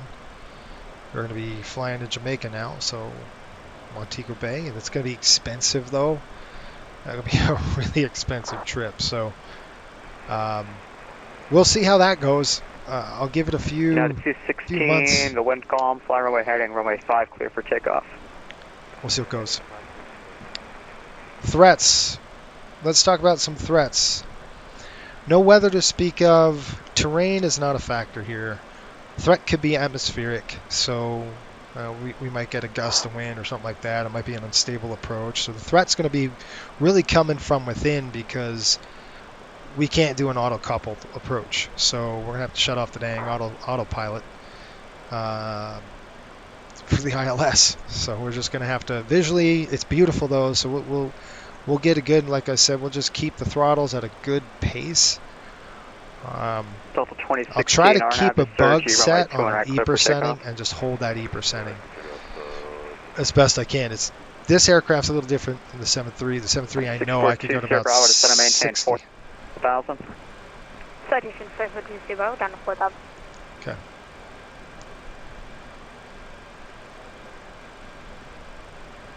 No livery before. I should think about designing a livery of the MD-80. No, man. We're only buying. This is the only MD-80 in our fleet, right? This is it. We're not getting another MD-80. It's the end of it. So, one aircraft for charter ops, and when the 757 comes online, we got to get through pilot training. Our folks have to qualify for that aircraft. When Bluebird Simulation releases their 7.5, we did buy one. It's gonna be cool. And then once the season's over, folks, like once hockey season's over, I'm not doing this again next year. Like this is a lot of flying, a lot of work for Sean and me both. There's a lot of you're on the road all the time. And so I want to get you know, I will do charters, but it's not going to be like team charters like this. I'll let other guys do that in our roster if they want to fly. 216 radar contact cell. They can. This is just an ambitious deal, one that I came up with at the beginning of the season. Roger, leaving 3000. Been fun. Gavik, I mean, but at times it feels like it's work. It really does sometimes. All right, we're going to go ILS 5, and I'm just going to execute that. It puts a discontinuity in there on the MD-80, so Zobos is where we're looking for. Let me ask him. Any questions? No questions. Yeah.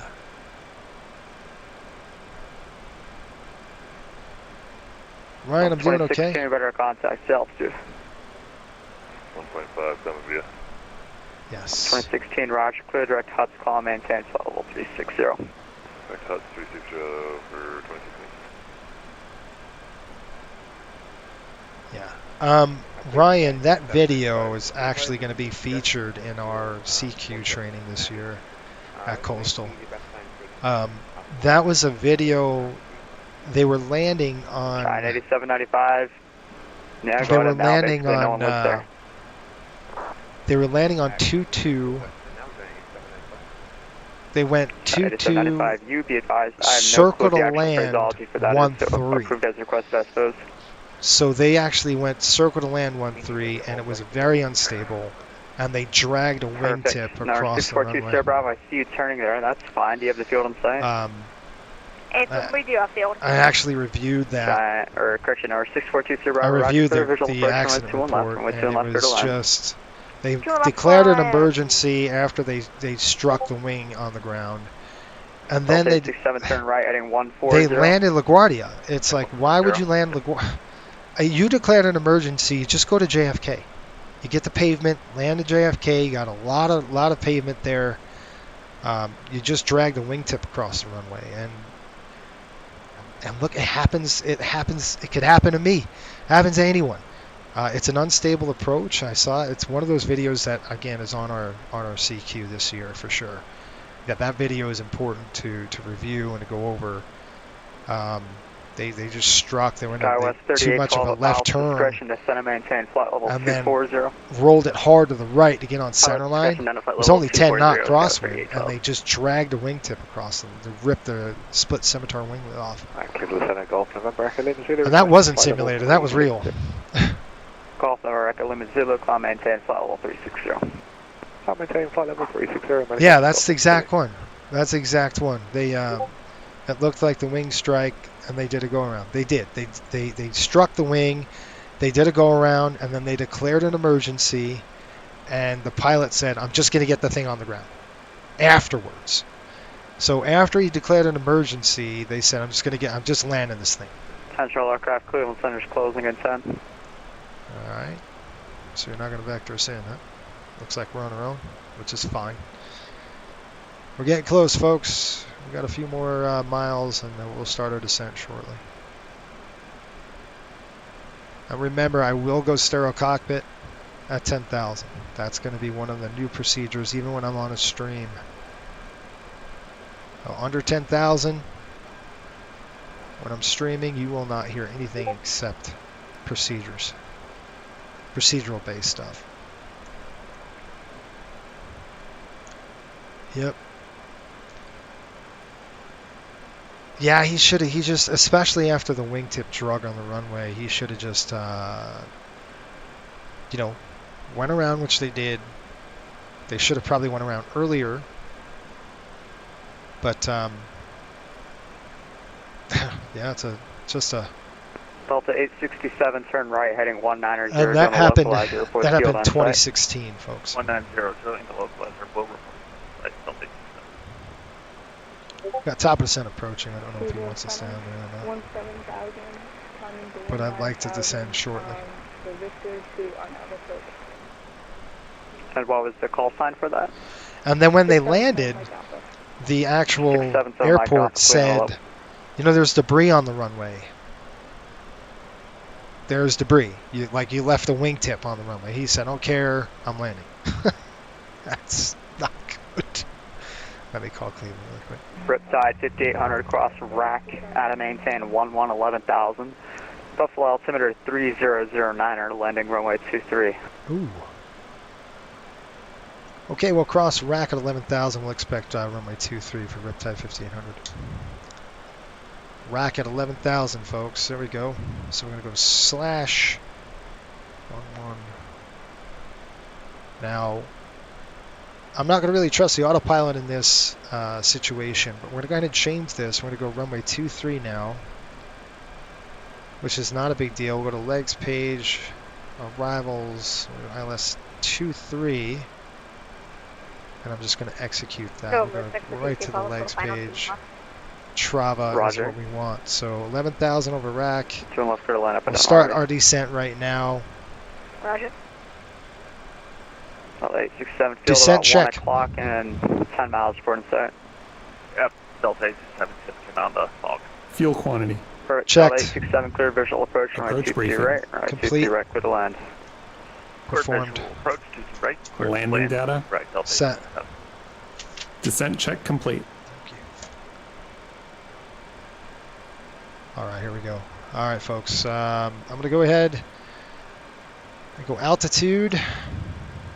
I want to do, you see, you can't go altitude hold because if I start doing this, the airplane's going to start reacting, which is stupid because I didn't send anything. So I'm going to bring it down to 11,000 feet, and then we will arm it. And then I'm going to go ahead and control the dang thing with vertical speed. So I'll set our V speed down about 1900, a little less than that. It is set. Echo Lima Zulu, Toronto's off. Radar service terminated for exchange proves, yeah. Yeah, we'll head out to Unicum. Many thanks for the great service. Go, November. Let's see what happens. Cleveland Center, Riptide 5800 out of 33 for 11. Roger. All right, I'm taking over. American just because we have an altitude 1173, restriction. pilot's discretion, maintain flight level 240. Pilot's discretion out of 240, American 1173. Let's go 3,000 feet a minute. Let's see what that brings I'll us. vacate it at this report. Too much. 2700. 642 Sir Bravo, Roger. Are you parking it at Atlantic or the one off Mike? 2,500 feet a minute. Look here. Let's go 24, 23. Get a nice smooth descent into the airport. Okay, 2,200 feet a minute. That'll probably give us 21. Will probably be great. So 2,100 feet. Nice slow descent. All right, 642 Sierra Bravo, taxi via Whiskey. All right, let's go ahead and Papa, get our Buffalo runway 9 charts left, up. hold short, runway 21 right. Let's see here. Yeah. Whiskey. I agree, Ryan. It was an unstable approach from the get-go, right? It looked unstable to me, Papa you know. 4, Papa, cross runway 9 left. Okay, runway 23. Let's get this going here. 111.3. 1113. They were landing 23. I mean, they were landing 5.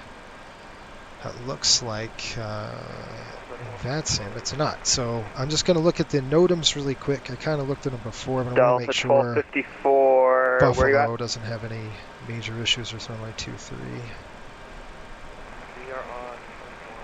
Dry, plowed, and swept. 120 feet, remaining ice and you Delta lots of 1254 ice. right in front of me. Runway 22 left. FICOM, patchy via ice and patchy compacted snow Victor, on all Bravo, aprons. Kilo. Medium to good runway 9 braking, left at that's Foxtrot. fine. Sequence flag. Cargo, snow removal, 20-foot snow pile. Citation 642 Bravo. Could we take Whiskey across that with 0911? I mean, Papa. Do you have Papa in your scenery? Oh, yeah, I have it on top of Okay, but alright, we'll find out. Taxi Papa across 9 left. So we got procedure for runway 23. It's an SA though, it's Cat 1 SA. We're good. Roger. So ILS 111.3, we're going to be a course on inbound 230. Let's go up. China 8795, descend and maintain flight level 240. 235, folks. What's that? American 1173, cross Cutta, how to maintain 10,000, Pittsburgh landing west. Yeah, Ryan, if you look at the comments, I posted in it with, I actually posted the weather. What it was only a 10 knot crosswind. It wasn't that bad. But they did a circle to land and they were just unstable. Now circle to land approaches are pretty, you know, that could be pretty nasty. So we can couple the ILS here. We do have 5G. The Metro altimeter 29908. We have 5G compliance, so we're good to go. We have an AMOC. We're good. And again, it's visual. I'm just going to back it up with the ILS. Delta 867. Any questions? Welcome to Motown Alpha Quebec 2. The ramp's up. What you're looking at is Lake Erie right there. We're flying in Lake Erie. It's pretty. Let's talk about landing now with the new runway here. Missed approach, everything else. Land 2-3. Probably roll out on China 8795. If we can make Foxtrot, I'd love to, but I doubt it.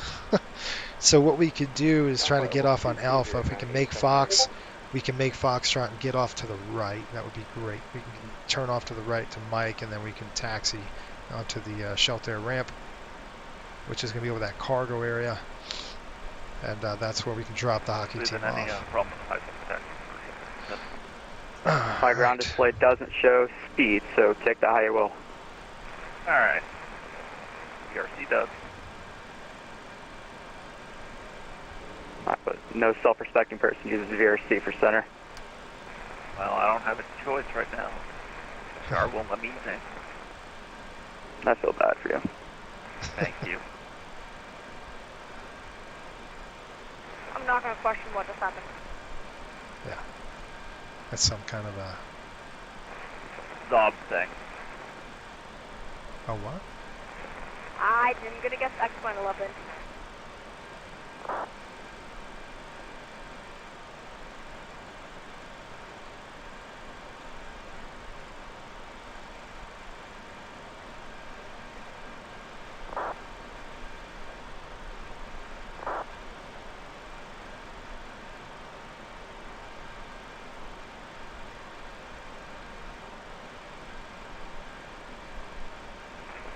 Send to citation for 230. Would you happen to get anything from ISF?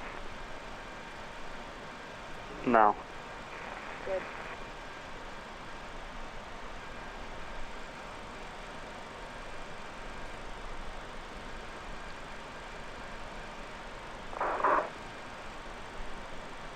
Cleveland Center, United 1891 at Detroit with information Juliet looking to pick up I-Park clearance to Chicago.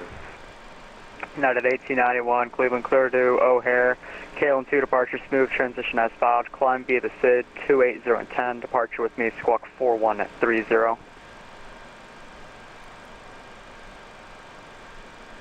I'm overriding the FMS on the speed. I'm going to bring up the descent rate a little bit, folks. Citation 6 with TCable, probably question cross 218.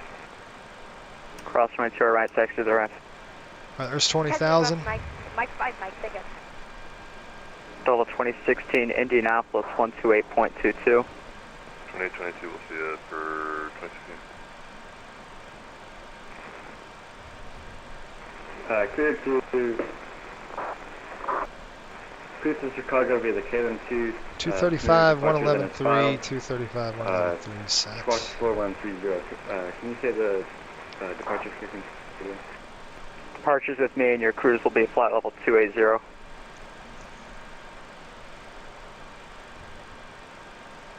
Is that 280 or 380? United 1891. Man, I liked Continental. It'll be 280. That was good. That was after Bethune took over. That is. Gordon was obviously pretty good at. Delta 2049, I'm closing here. Washington appears to be closed as well. Radar service terminated for exchange approved. Transition now. Set. Tried 8795, Indianapolis 119.55. See you. Over to Indy 19.55, 8795. November 677 Mike Alpha. I'm closing. Radar service terminated. Free exchange approved. Looks like we'll be vectoring in ourselves, folks. It's no big deal.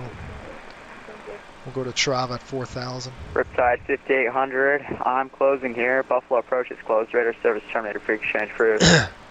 Hey, thanks for the services. We'll see you. Riptide 5800. Yeah. American 1173. I'm closing. Radar service terminated. All right, folks, we're on our own. We're on the going to be vectoring ourselves into the Buffalo area. They're landing in real life. They're landing 5. I think we have time to switch over and go 5. Runways, winds are calm.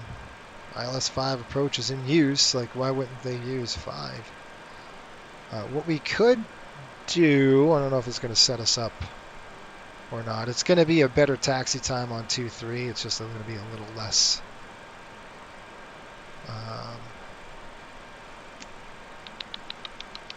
He gave us 2-3. I don't know if that's their preferred runway or not.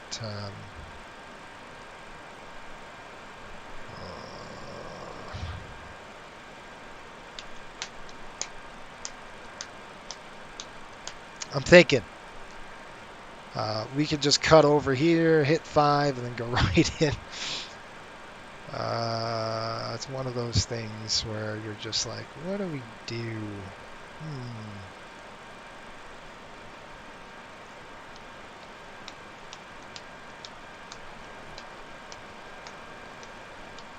Yeah, I like Continental.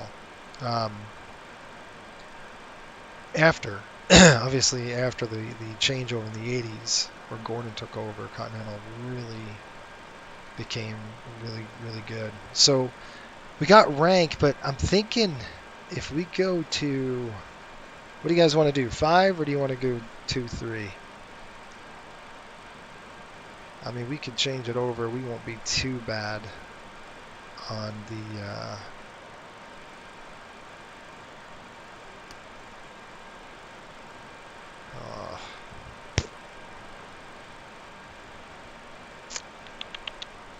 let's see something really quick. Let's try 5. Let's see what that brings us. Yeah.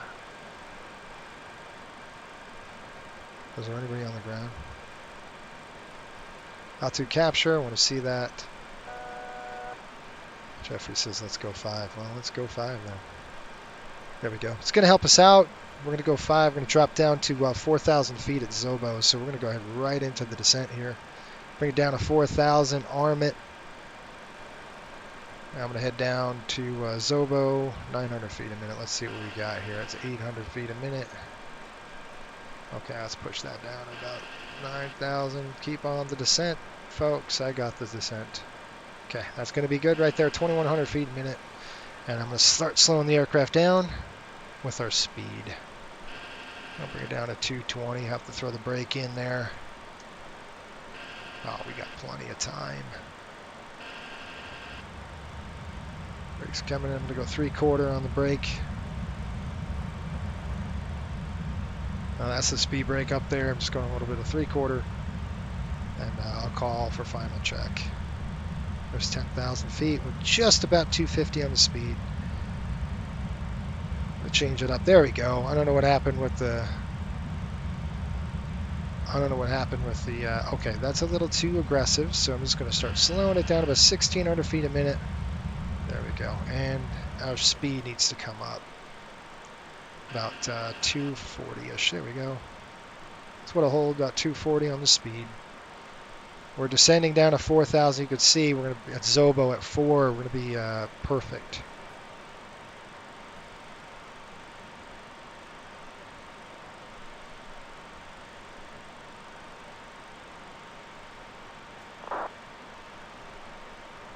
Locked keyed Electras. Man, that's an awesome airplane. You want to talk about history? There it is. Well, it wasn't an awesome airplane in the beginning after their stuff. Oh, sorry, folks. I'm sterile cockpit, so I'm going to shut up and do my procedures, okay?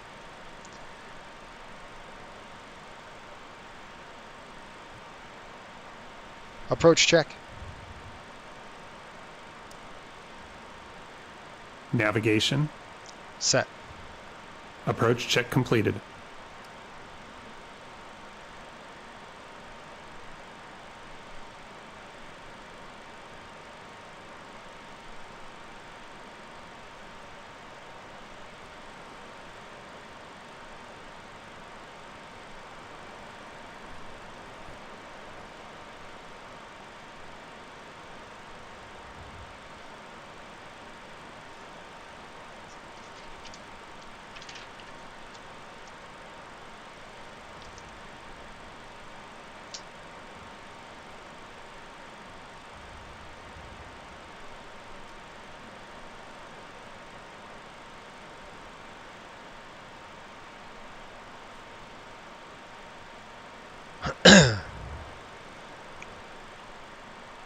Buffalo traffic, Riptide 5800 to be final on ILS runway 5, Buffalo, probably about 20 out.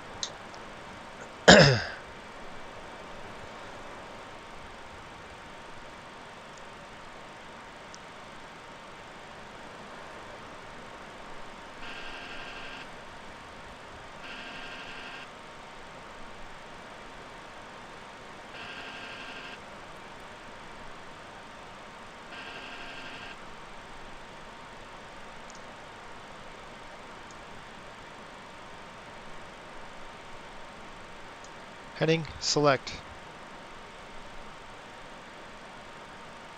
Got a disco.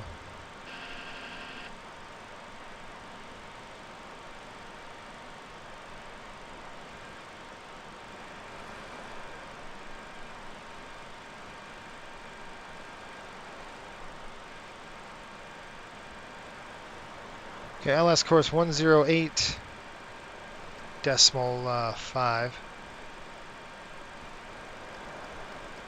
Course now is 55. 4,000 coming up.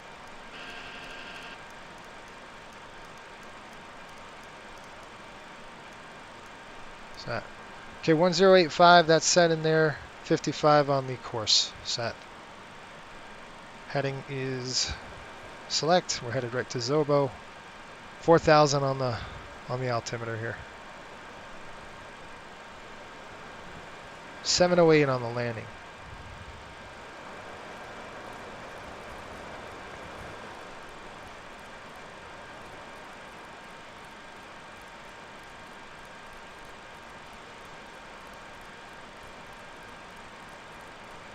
Okay, that's set.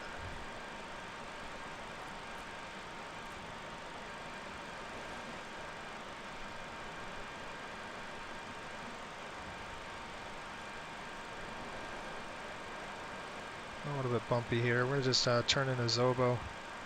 240 on the speed, that's good. We're going to start slowing down to 210.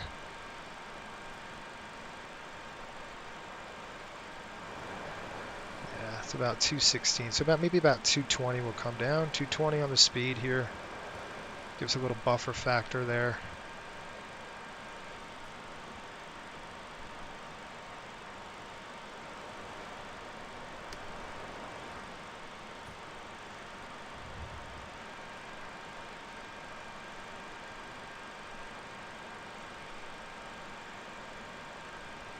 Buffalo traffic, Riptide 5800 base for runway 5, Buffalo.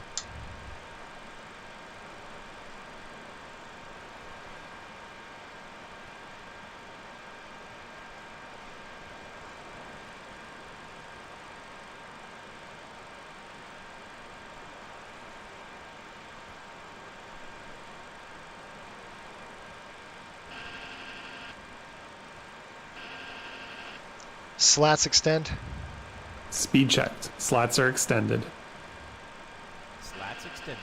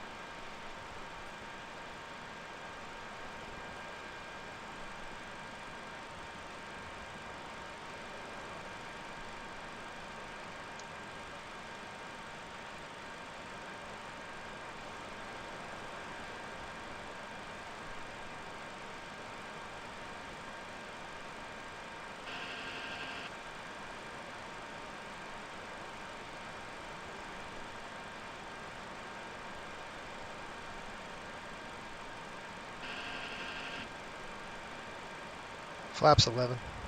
Speed checked. Flaps 11 set.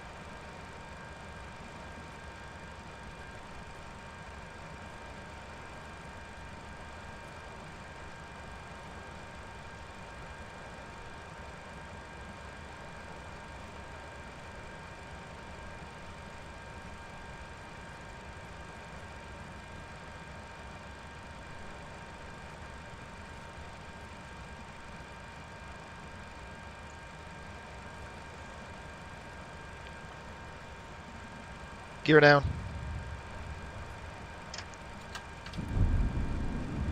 Flaps 15. Speed checked. Flaps 15 set. Flaps 15. Gear down. 33.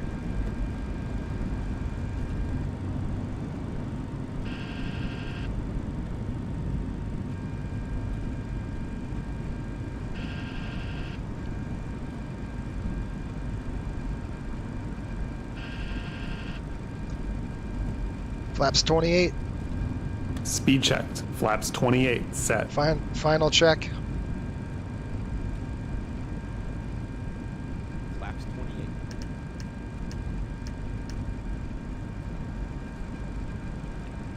Final check. Gear. Down. Ignition. Set to alpha. Auto spoilers and auto brakes. Armed. Flaps and slats. Set. Checked. Landing clearance. Received. Final check completed. Thank you. Gear up selected. No. Check.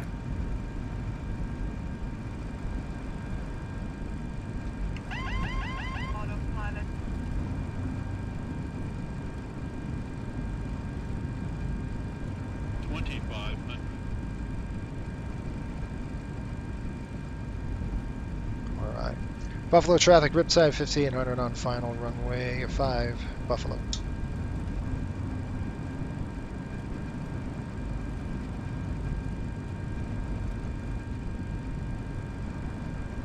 Alright, speed's looking good, 140 on the speed.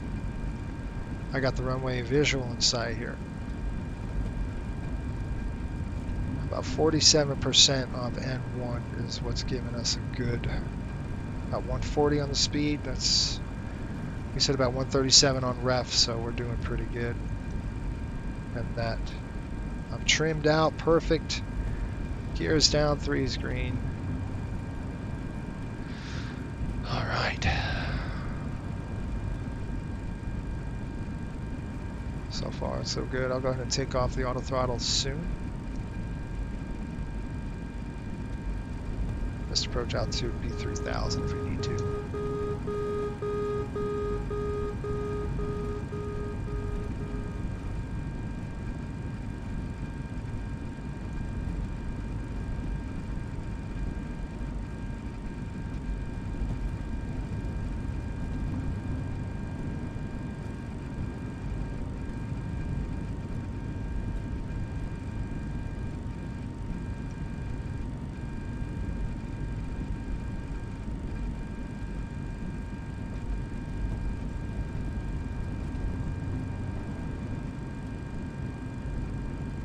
Gust. 500 above.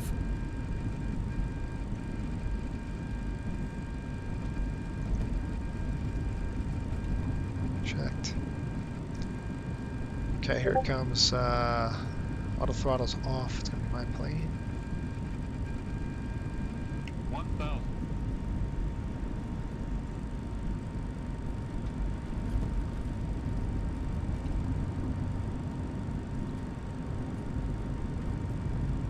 Approaching minimums. Minimums.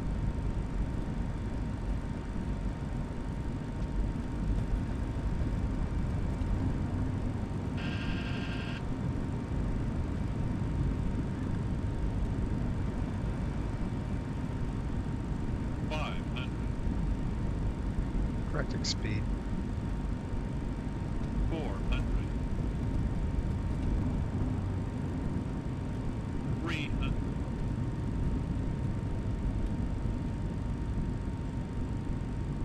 200. Align. 100. 50. 40. Flare. 30, 20. 10.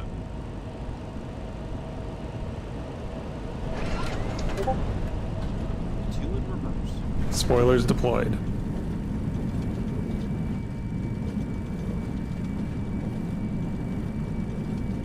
$80 knots. 60 knots. Reverse lights out. Welcome to Buffalo. Alright folks, welcome to Buffalo. Wish I would have done that yesterday, or the day before, whatever it was. Friday. Well, it's a beautiful day here, isn't it? Just a little cold. Buffalo traffic, Riptide 5800, clear of runway 5, Buffalo. Alright, let's go ahead and do a cleanup. We've got a longer taxi now to go.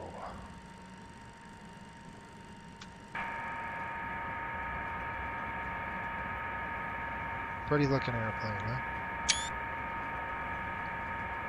Okay, let's clean it up, and we're going to start our taxi down into the cargo area. Drop this team off. Alright, I'll do my flows, he'll do his flows.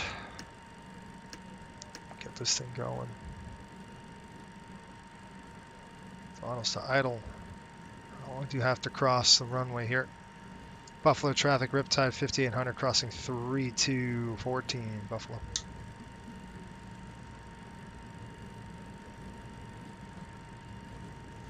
Alright, we got to go ahead pretty much down until we get to Foxtrot. After landing check.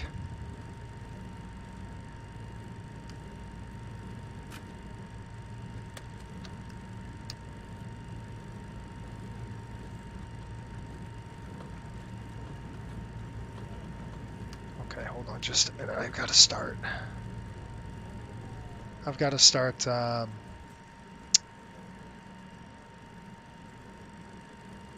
I've got to start Cordal again.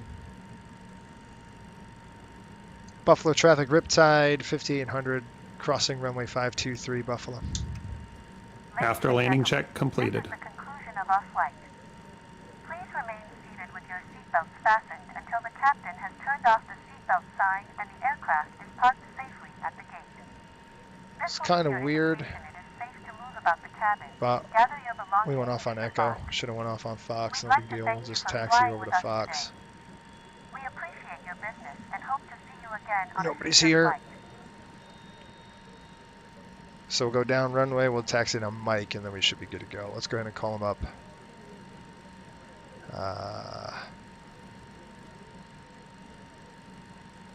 And we're going to be on ramp cargo, aren't we?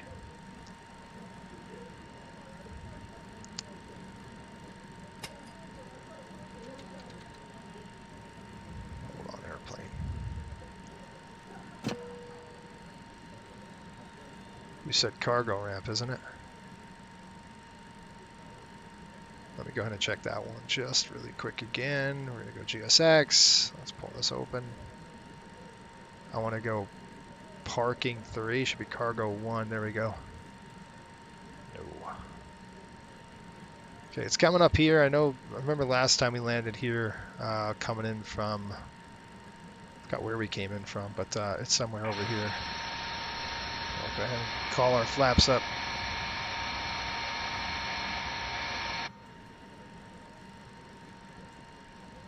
Flaps and slats.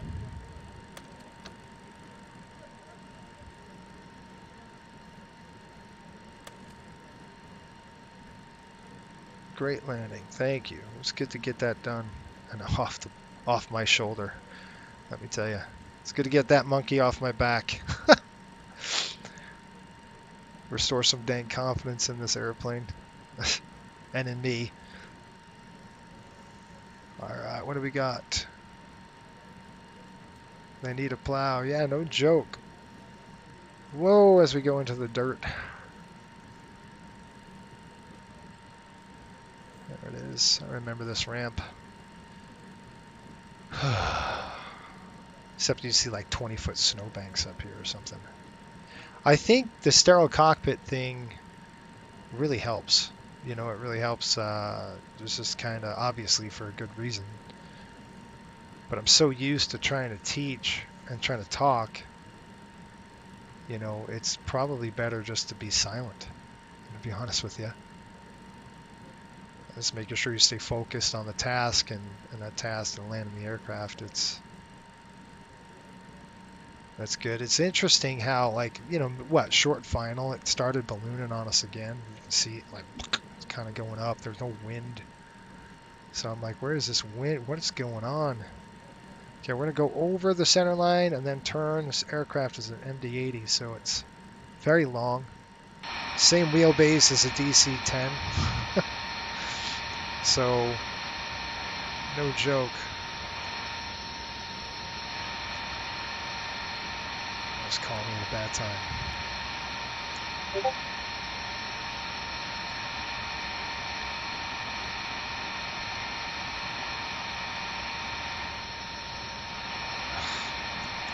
don't know where my phone is.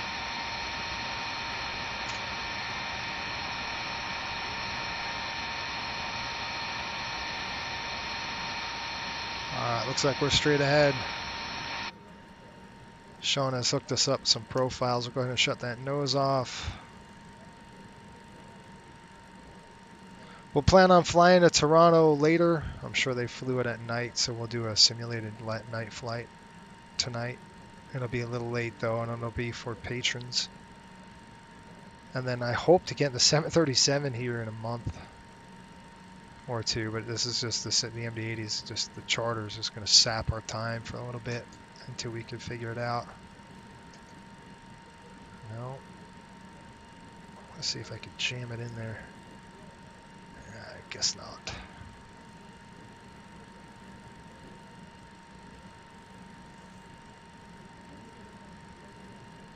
Come on. Yeah, we're there. All right, brakes coming on.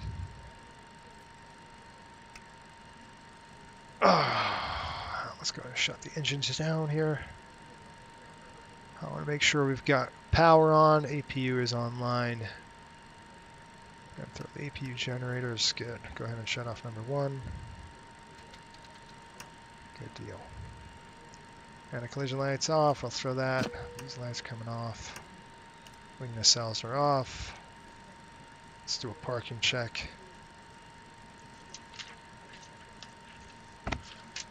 Let them out. Welcome. Go ahead and deplane.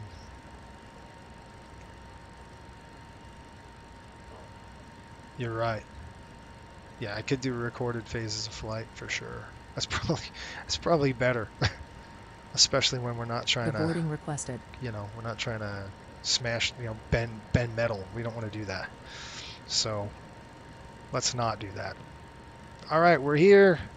Let's go ahead and see if our ACARS program took over. I got to tell him parking check really quick. Parking check. Passengers bus is coming.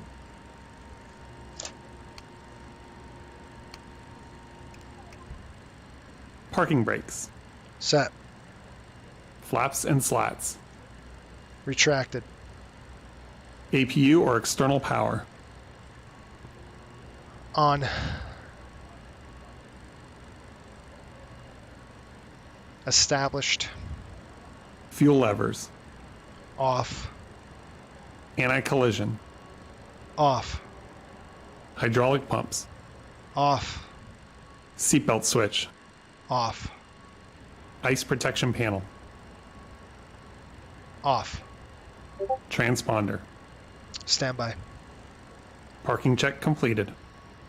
Thank you. All right, let's go down here. Let's pull up our ACARS and see if it actually took it this time.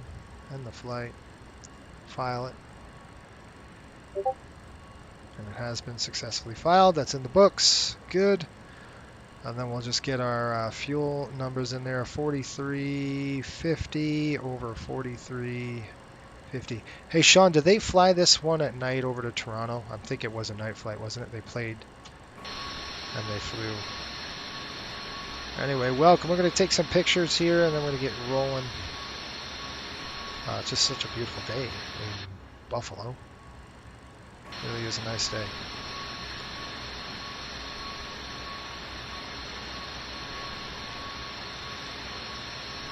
We'll get a nice shot there.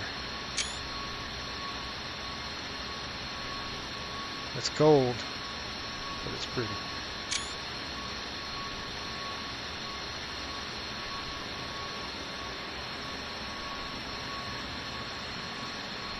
There's the bus. Trying to take the players out of here. The players got to go home. Passengers, the boarding started. All right, we're done. I'm out. Thank you, folks. I appreciate your support. Watching the stream, it's great. Our patrons tonight, I'll probably fly at like 9 p.m. tonight, so it'll be a late night, but good.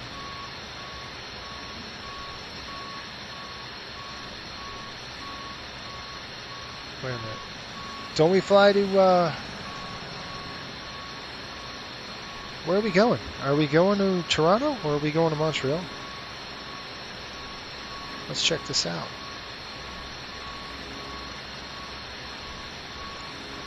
Toronto or Montreal, I don't know.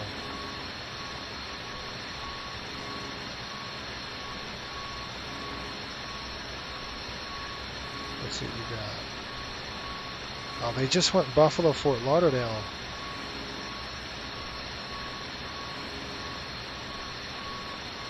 '17th is tomorrow. They're going Toronto to Montreal tomorrow. Wait, they are flying Toronto to Montreal. So they're, wait a minute. Yeah. Yeah, blue side up, folks. That is for sure. So we're going Toronto to Montreal. Well, they went Buffalo. Okay, hold on. They went Buffalo, Fort Lauderdale. I mean, Fort Lauderdale, Buffalo, what we just did. Then they're going from... Oh, they didn't fly. We do a reposition. So we're going to fly to Toronto without the team. The team's taking the bus. I gotcha. So we're going to reposition our aircraft over to Toronto. And the crew is taking the bus out of here. So That's what we'll do. That's what we'll do. Which is fine by me. It'll be a light aircraft, light fuel load. We'll be ready. All right, folks. Appreciate your support, all your help, and everything you've. No, looks good. All right. Thank you for watching. Thank you for supporting. If you're a patron of ours, look for tonight. We'll probably do a repositioning flight over to Toronto. Be pretty quick, about 40 minutes. Once we're there, it's going to be pretty. Yeah, it's going to be a rocket takeoff, no joke. So we'll be a light load heading up to Montreal today. Over to Toronto, and then we'll take the team over to Montreal. We might do the turn. So tonight we might go Buffalo, Toronto to Montreal. It's a quick flight. So I think Montreal's like maybe an hour. Is it from Toronto to Montreal? I don't know. I've got to look. We'll see. If it's a short enough flight, maybe if it's under 40 minutes, I got to look. But if it's under 40 minutes, we'll definitely do a turn there. And then we can just fly up to Montreal in the night and be done. So we'll do a 2 legs, and that's the end of it. Okay. Thank you for watching. Until next time, keep the blue side up and the brown side down. I'm out of here. I will see you patrons tonight. And then the public stream will be on Friday, where we fly out. Looks like out of Montreal, I think. I have to look at the dates, but it might be out of Montreal into Fort Lauderdale. It's going to be a long one. We'll see. All right. Ciao. About 1.5 hours in Montreal. Yeah, I ain't doing that. So I'll just do the reposition flight. And then tomorrow or something, or Wednesday, we'll do that Toronto to Montreal. It'll be Wednesday night. All right, I'm out of here. Ciao.